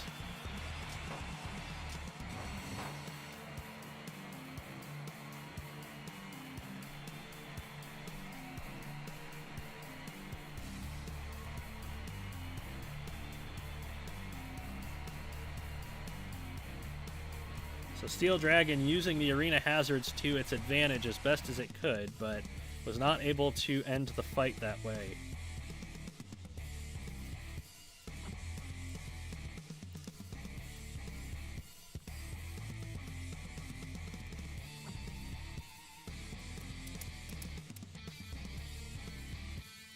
$5,204 damage points on a lightweight. Yeah, the lightweights have been averaging about 1,500 to 2,500 damage points per fight.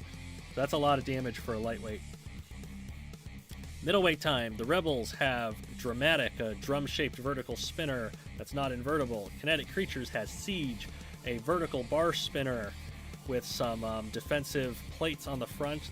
Siege is not invertible, but it can right itself by throwing its wheels at the ground. So, predictions for Dramatic and Siege.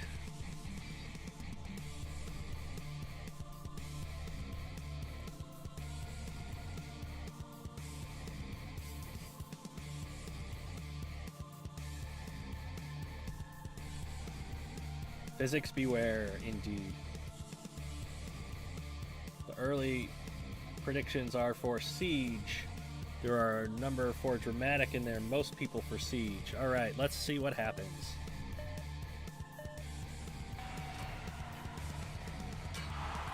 Well, they went weapon to weapon, and so far neither of them are coming out on top yet. Oh, but the whole disc and drum has come off of Dramatic immediately, so Siege has ripped the drum off of Dramatic and its support. So now it's down to Dramatic having those stabilizing spikes, and that's all that it has going for it. But those are getting into the tips of Siege's wedges, and we do know that Siege is very easy to out-wedge, but Siege is leaning forward, tipping forward off of those wedges and getting big hits to the front of Dramatic. Dramatic's trying to corral Siege's wheels into the grinder, though, and now Siege has totally fallen over.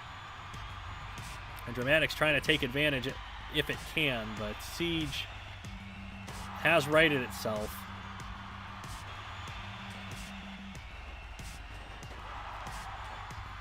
And it is tripping forward over those stabilizers and hitting Dramatic's chassis with that spinning bar. And trying to avoid being pushed into the grinder.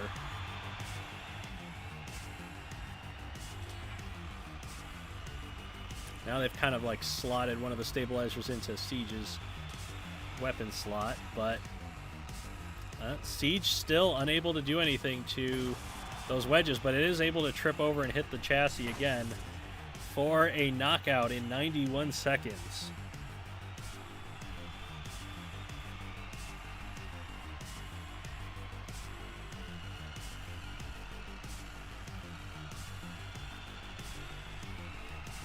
That is a definitive 3 points to Kinetic Creatures, who take the lead in the match, regardless of how the judges' decision goes.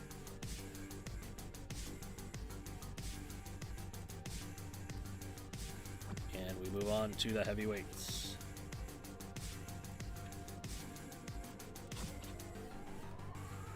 Getting pizza rolls. Pizza rolls sound good. I might make some after the stream. I'll put them in a microwave. Maybe? I haven't looked. I've been eating Thanksgiving leftovers for like a month now. Kind of gross, Robot Rebels have Zika in the heavyweights, a rear-hinged flipper with 3 flippers on it, no damaging components except the defensive spikes at the back.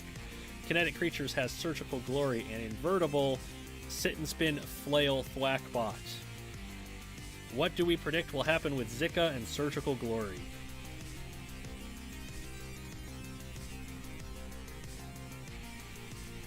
Not normally surgeons that take on Zika viruses, but we'll see how it goes. Zika does have those plows on the side to defend against the flails. How do we think of a number of people predicting Zika? Zika's gotten some good ringouts. We'll see what they can do for Surgical Glory. It's going to be really tough to get under when it's spinning.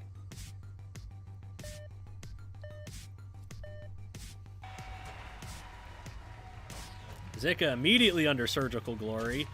It's got its flipping arms out of sync, but it does have Surgical Glory perched up on the wall.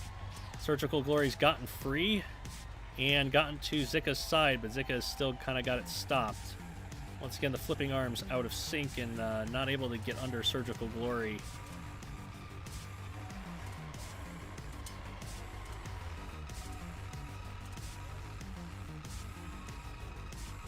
This would be an odd fight to have. Odd choice of robots to have a microwave fight out of. But no, there's Surgical Glory able to get up to speed now. And Zika's able to put a stop to it once again with those side plows. But it's not able to turn and get those flipping arms into play. Oh, and Surgical Glory is just going to knock the plow out of the way. I feel like Zika's best chance was early in the fight, and the longer this goes, the more damage it's going to take, and the harder it's going to be to beat Surgical Glory here, as it's just beating the side of Zika in now. Oh, but Zika's got it stopped once again. And Surgical Glory not able to get free. And Zika's got it off the ground. There's a control board hit. I think it's only one more control board hit for Zika. He's desperately trying to get under Surgical Glory still.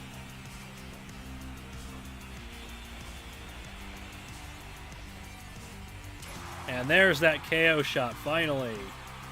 100 seconds into the fight.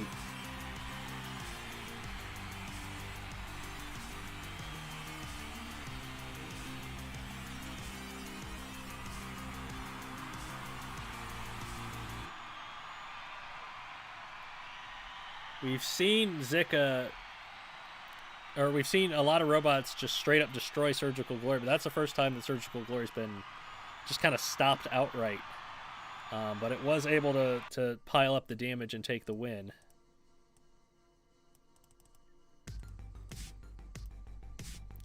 It is crash time.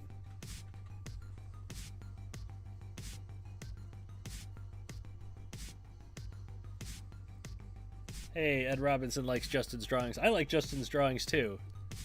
I really enjoy seeing what Justin posts.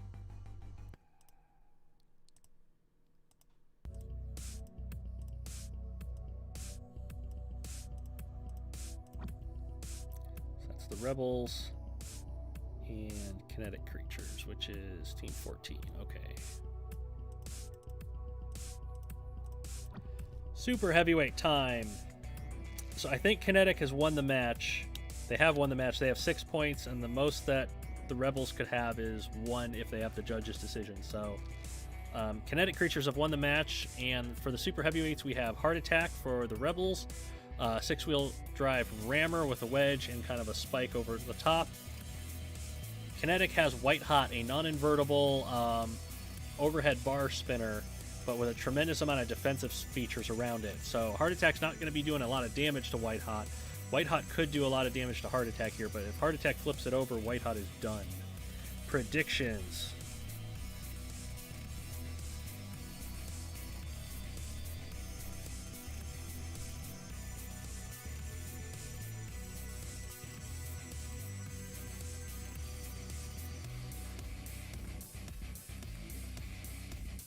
Thank you, Mike. I love seeing what you post. Man, Everybody likes seeing everybody post stuff. So just keep doing your thing. Number of people leaning towards heart attack for this one. Well, White Hot has struggled as a super heavyweight. So has Heart Attack, but Heart Attack's given us some good fights. So let's see if we get another Fight of the Week contender out of Heart Attack.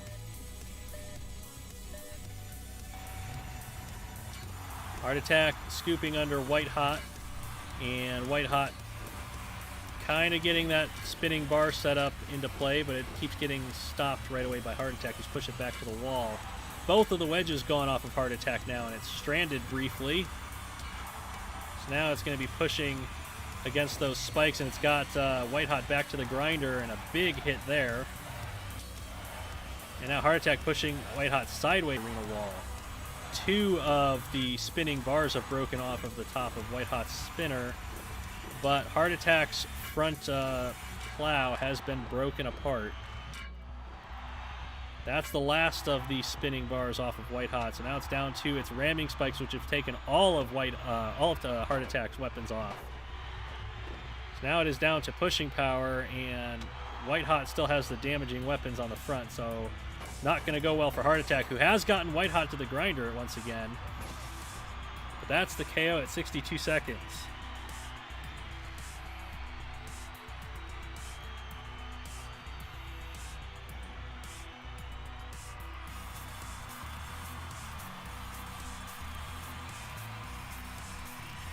So Kinetic Creatures with 9 points with the 3 knockouts.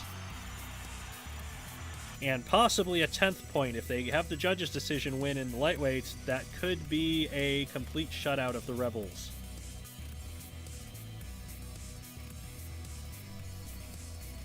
Your stream is lagging. It says my stream is healthy here.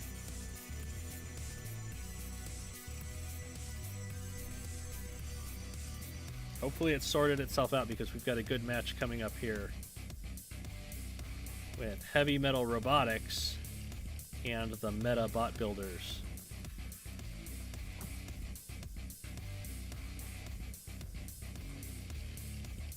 Oh yeah, it looks like the stream is lagging. What is going on?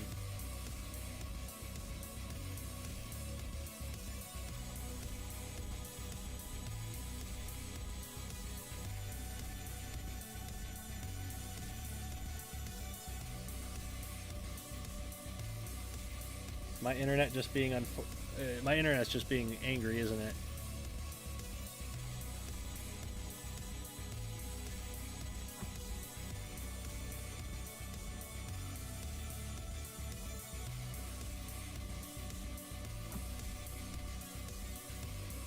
Well,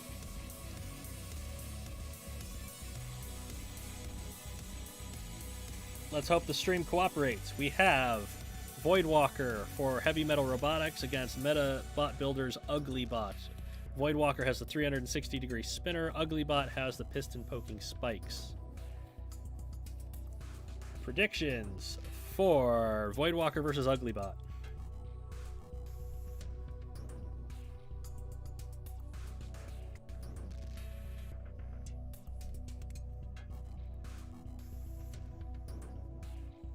Probably just an internet burp. Yeah, that kind of happens. Although it says the stream has just lost data again. But it's not. Yeah. I'm trying to figure out why my stream is just not getting through now. Is it buffering? Yeah, it's just the stream's totally dead. Really? Yeah, I still have a good connection to the router. I don't know what's going on.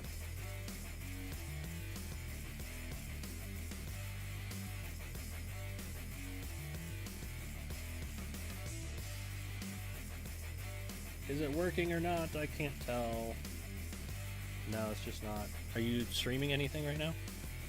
I can Watching videos? But Or? it's extremely laggy. I don't get it. Oh well.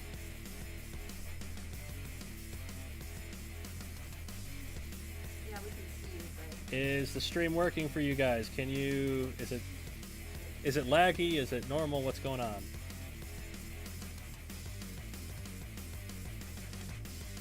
okay, you're running smooth so far. Okay. Hopefully it's back. That is unfortunate.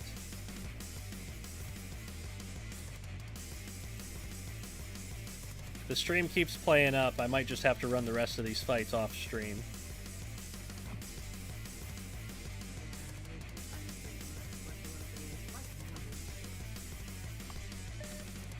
Voidwalker and Uglybot.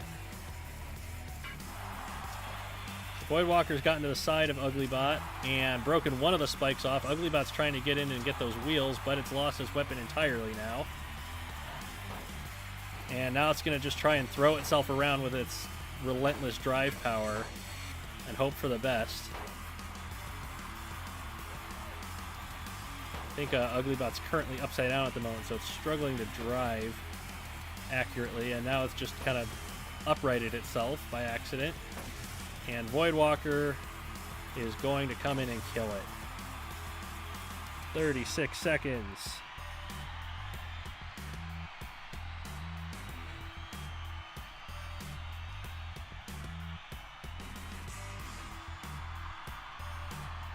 So, Heavy Metal Robotics takes the lead over the Meta Bot Builders 3-0.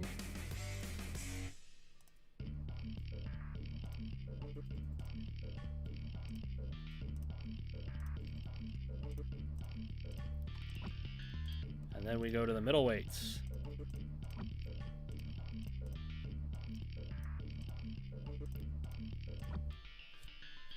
Still a bit laggy. That's unfortunate. So, we have Heartbreak and Seance, the multi-bot for Heavy Metal Robotics. Heartbreak is a piston poker, Seance is a rear hinge flipper. They're fighting the undefeated Creighton from the Metal Bot Builders with 4 rear hinge flipping arms.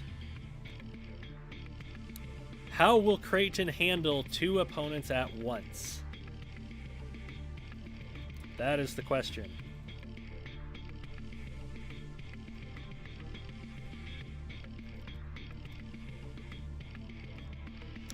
Predictions for Creighton and Heartbreak and Seance fighting.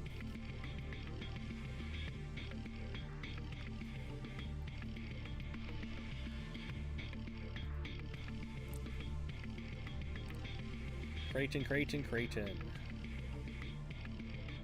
Creighton definitely has the weapon power advantage, but handle a very good wedge in Seance with a flipper attached. Creighton is going to just go for Heartbreak and throw it miles into the air. And Seance is trying to get in from behind while Heartbreak tries to do a little bit of damage to Creighton, who is not flipping it because the AI does not like to flip over robots that are already upside down. But Creighton is going to push it into the grinder. He's going to push Seance onto the grinder now. But Heartbreak has got Creighton pushed into the grinder. So they're all just taking turns taking grinding damage here. Seance has tossed Creighton a little bit, but Creighton's going to toss it right back. And Heartbreak's going to try and get some shots to Creighton's wheels. Seance has gotten stranded on its end once again. And is getting counted out from the sounds of things. And Creighton is just bullying Heartbreak at this point. Now it's down to Creighton and Heartbreak.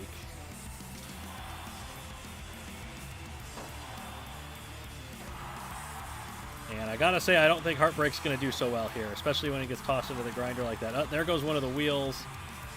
Been tossed a mile in the air once again.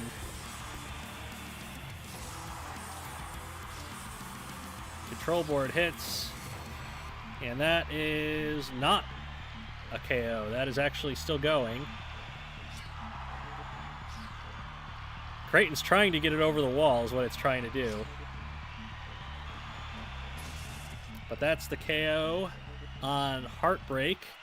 Seance was immobilized, so it's a 2-point TKO win for Creighton.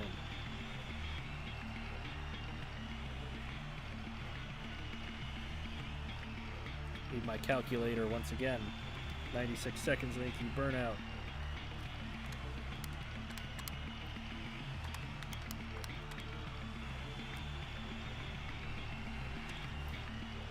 So, Heavy Metal still lead 3-2.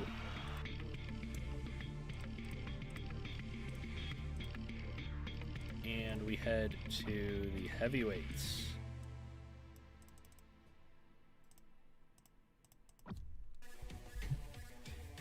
Audio desync. That's unfortunate.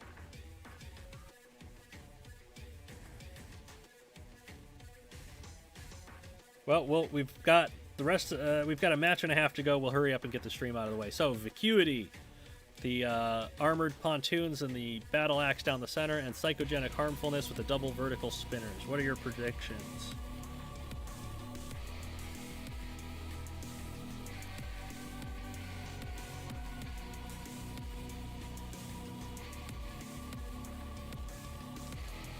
People going with psychogenic harmfulness in the chat. Vacuity is very good at taking fights to the judges, which could win Heavy Metal the match if that is the case. But most people going with psychogenic. Let's see how it goes.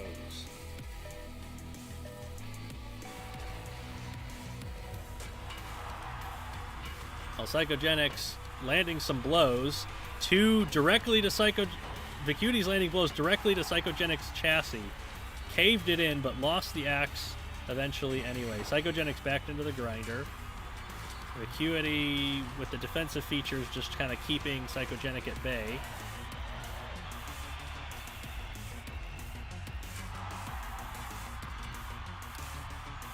Oh, but it's going to just randomly shut off, and Psychogenic's going to take the wheel off now.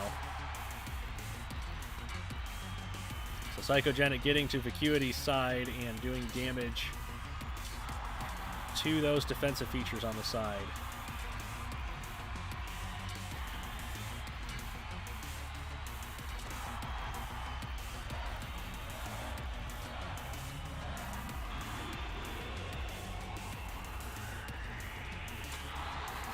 There goes more of the defensive work. Psychogenic's really working hard at that right side pontoon on Vacuity and just steadily chipping through it.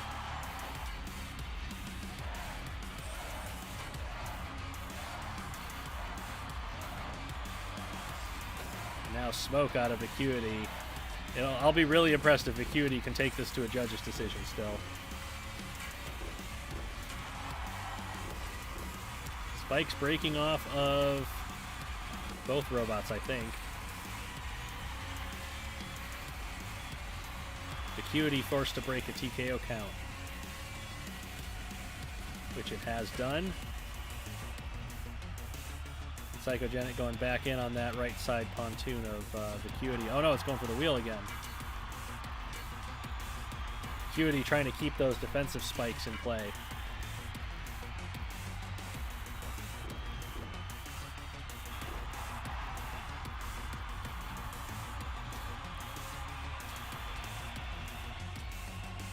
Psychogenic harmfulness just does not seem to have the speed to get in there and hit Vacuity while it's turning.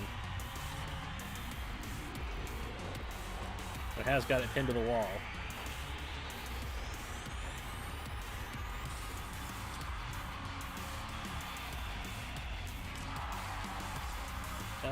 Vacuity is Heavy Metal's dead weight. I don't know. They've prevented other teams from getting a lot of points by going to judges' decisions. It's a very defensively oriented bot, and it's sometimes just as good to prevent the other team from getting points as it is to get points yourself.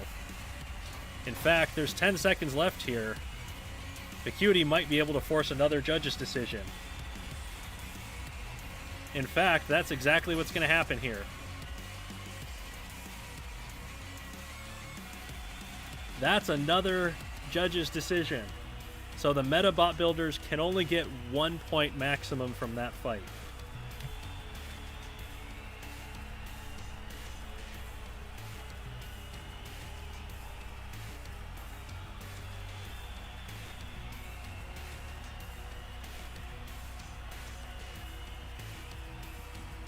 And so, assuming Psychogenic Harmfulness wins the judge's decision, which it's going to, that ties the match, and so the winner of the next fight wins the match overall. Tied at 3 points apiece.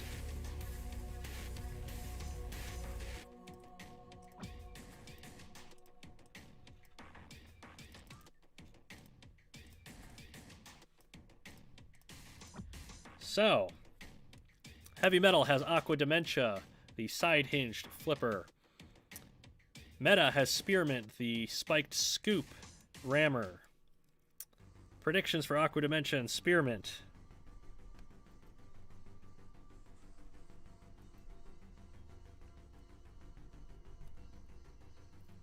Main event time. Yeah, indeed. And this is going to go to the whichever team wins this fight is going to win the match. Spearmint, Aqua Dementia. We saw Cinnamon, the heavyweight equivalent of Spearmint, struggle with the floor, and Aqua Dementia's got a good wedge. And Spearmint's not invertible, so let's see what happens.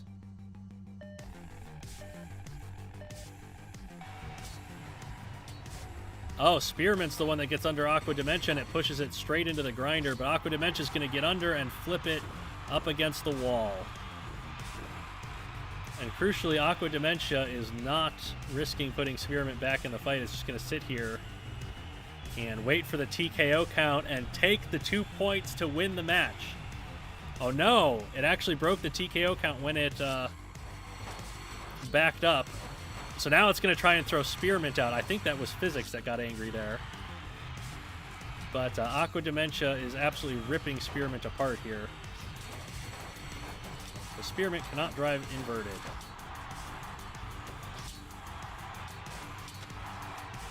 But Aqua Dementia losing a lot of its flipping arms to that front wedge. Oh, okay, I see how it is. Aqua Dementia says, okay, if you're not going to stay still for a TKO count, we're going to KO you and take 3 points. That is a 6-point win for Heavy Metal Robotics over the #1 team in the league. The most that Meta can have is 3 with the judges' decision. 6-3 win. I didn't grab any of that stuff. I didn't count any of that. I will watch the stream back to get the damage totals. And we will move on to our last match. Indiana Robotics Alliance against the Orlando Commandos.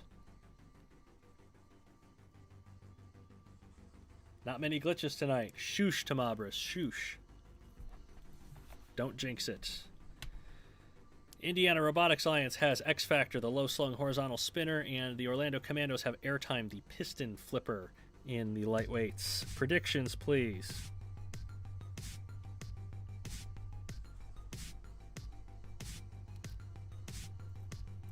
$95.37, thank you.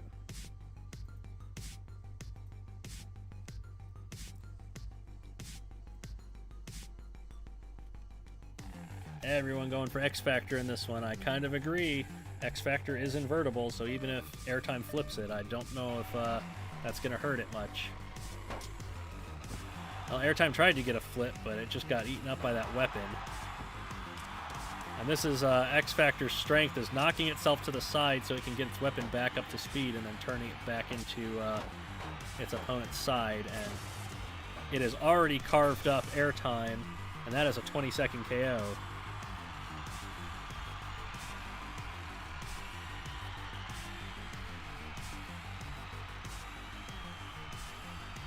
So Indiana quickly with 3 points over Orlando.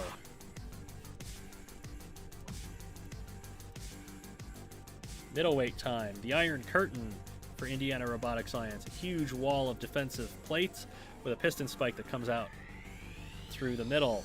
The Orlando Commandos have Q, a sit-and-spin robot with a bunch of spikes around the outside of it. Q is one of the more destructive middleweights, I believe. So, predictions for Iron Curtain versus Q.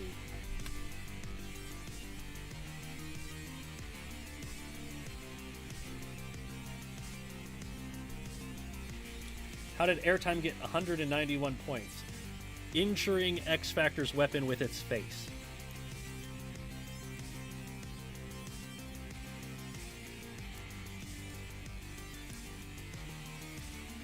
Number of people going for Iron Curtain. A little surprised by that, but let's see how it turns out.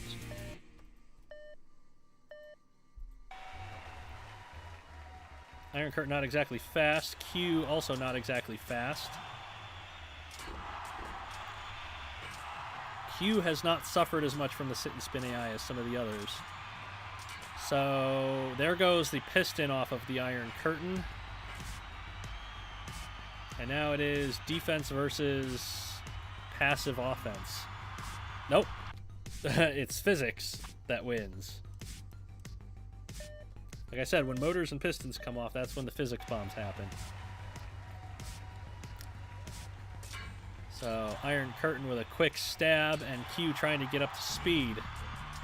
Iron Curtain nearly got to one of Q's wheels with that piston, but Iron Curtain going to lose the piston, and Q is going to just keep spinning away.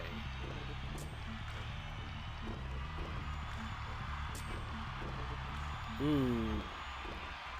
Q does struggle with stability once it gets lifted up slightly, but is just knocking away at that curtain of steel on the front of the Iron Curtain.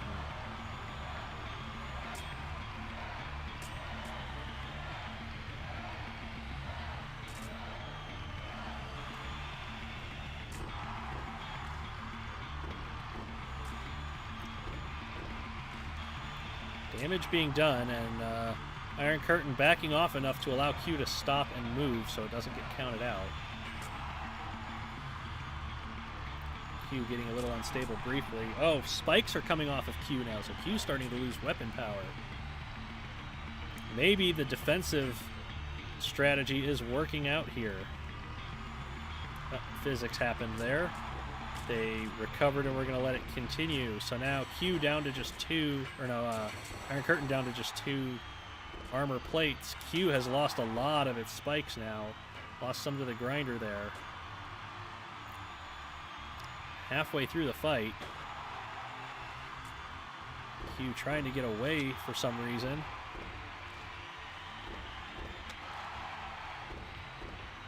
And it's struggling with the floor, Q is.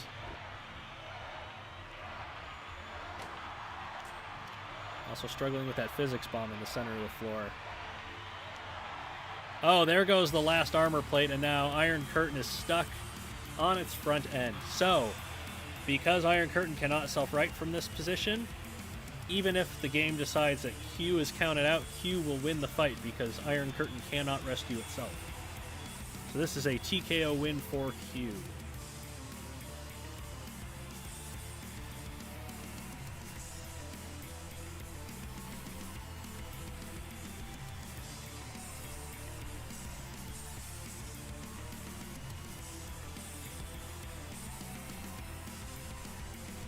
And that is 2 points for Orlando, who trail 3-2. Now it's heavyweights time.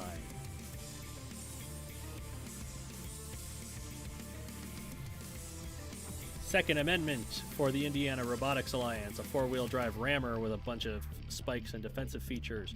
Orlando has Drillosaurus, the most destructive robot in the league, which is 3 vertical spinners, kind of as face drills. Predictions for Second Amendment and Drillosaurus.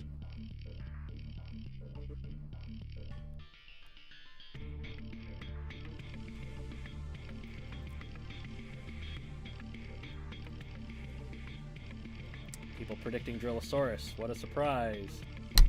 Oops. Don't do that, Mike. Drillosaurus, but just. Drillosaurus, but just. Okay. What the rule in Minibots next season? We don't know about Minibots yet. We still don't have most of our Season 2 rules written out yet. So, most people predicting Drillosaurus, let's find out. We will announce the Season 2 rules after Season 1 is completed at some point. Ooh, a big hit by Second Amendment. Flipped both of them over. Drillosaurus running upside down at the moment. Second Amendment has a lot of spikes on the front that it uses to ram. Oh, it backed into the grinder and took a huge hit. So now Second Amendment's on control board hits, and that's a quick KO. That's 22 seconds.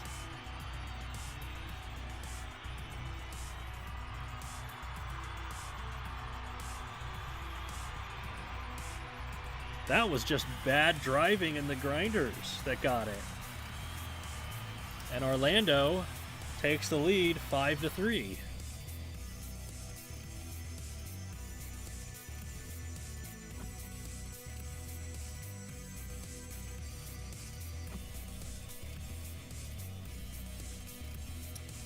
Our final match, our final fight of the stream. Black Widow, a vertical drill spinner, against Abrin, 4 Warpick style axes. Abrin's not invertible, neither is Black Widow. Black Widow does have defensive features on the sides. How do we think this will go?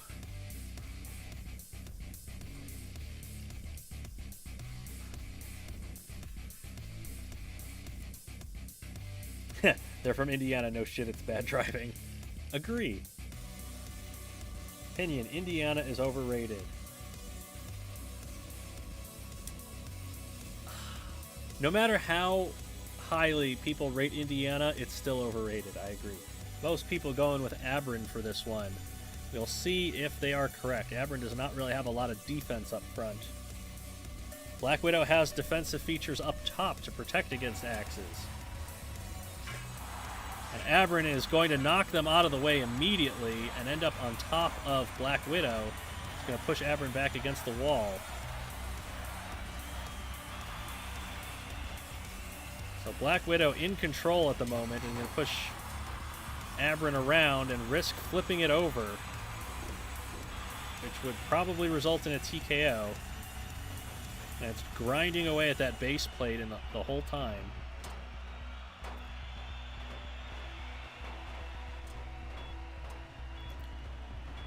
This is a TKO count. Abrin's going to drive right off the top of Black Widow. Black Widow's going to attack it from the rear. And do quite a lot of damage, actually.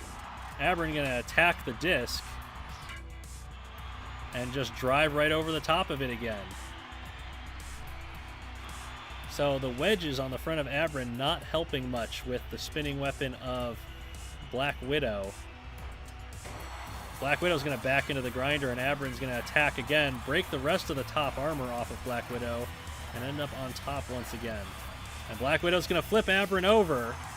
Abrin's trying to self-right, but I don't think it's going to have much success here.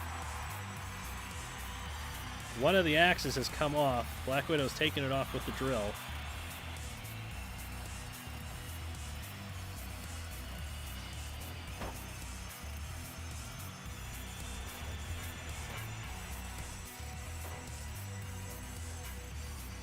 Right now, Black Widow's just got Abrin stuck on top of it. I think the center 2 axes have come off of Abrin now. And now Black Widow's going to head to the grinder. I'm not sure who's being grinded at the moment. Oh, it's Abrin's axes got stuck under the grinder. Abrin down to a single axe. And Black Widow trying to carve it up with the drill from underneath. That's control board hits. Now Black Widow stuck on top of Abrin. That's different.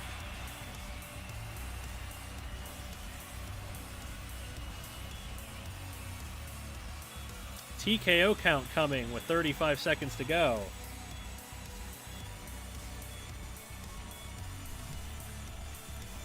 That is a TKO for Black Widow, which is only 2 points. And that ties the match 5-5. Nobody gets a bonus point out of that one. That could be crucial for Orlando because they are contending for a playoff spot.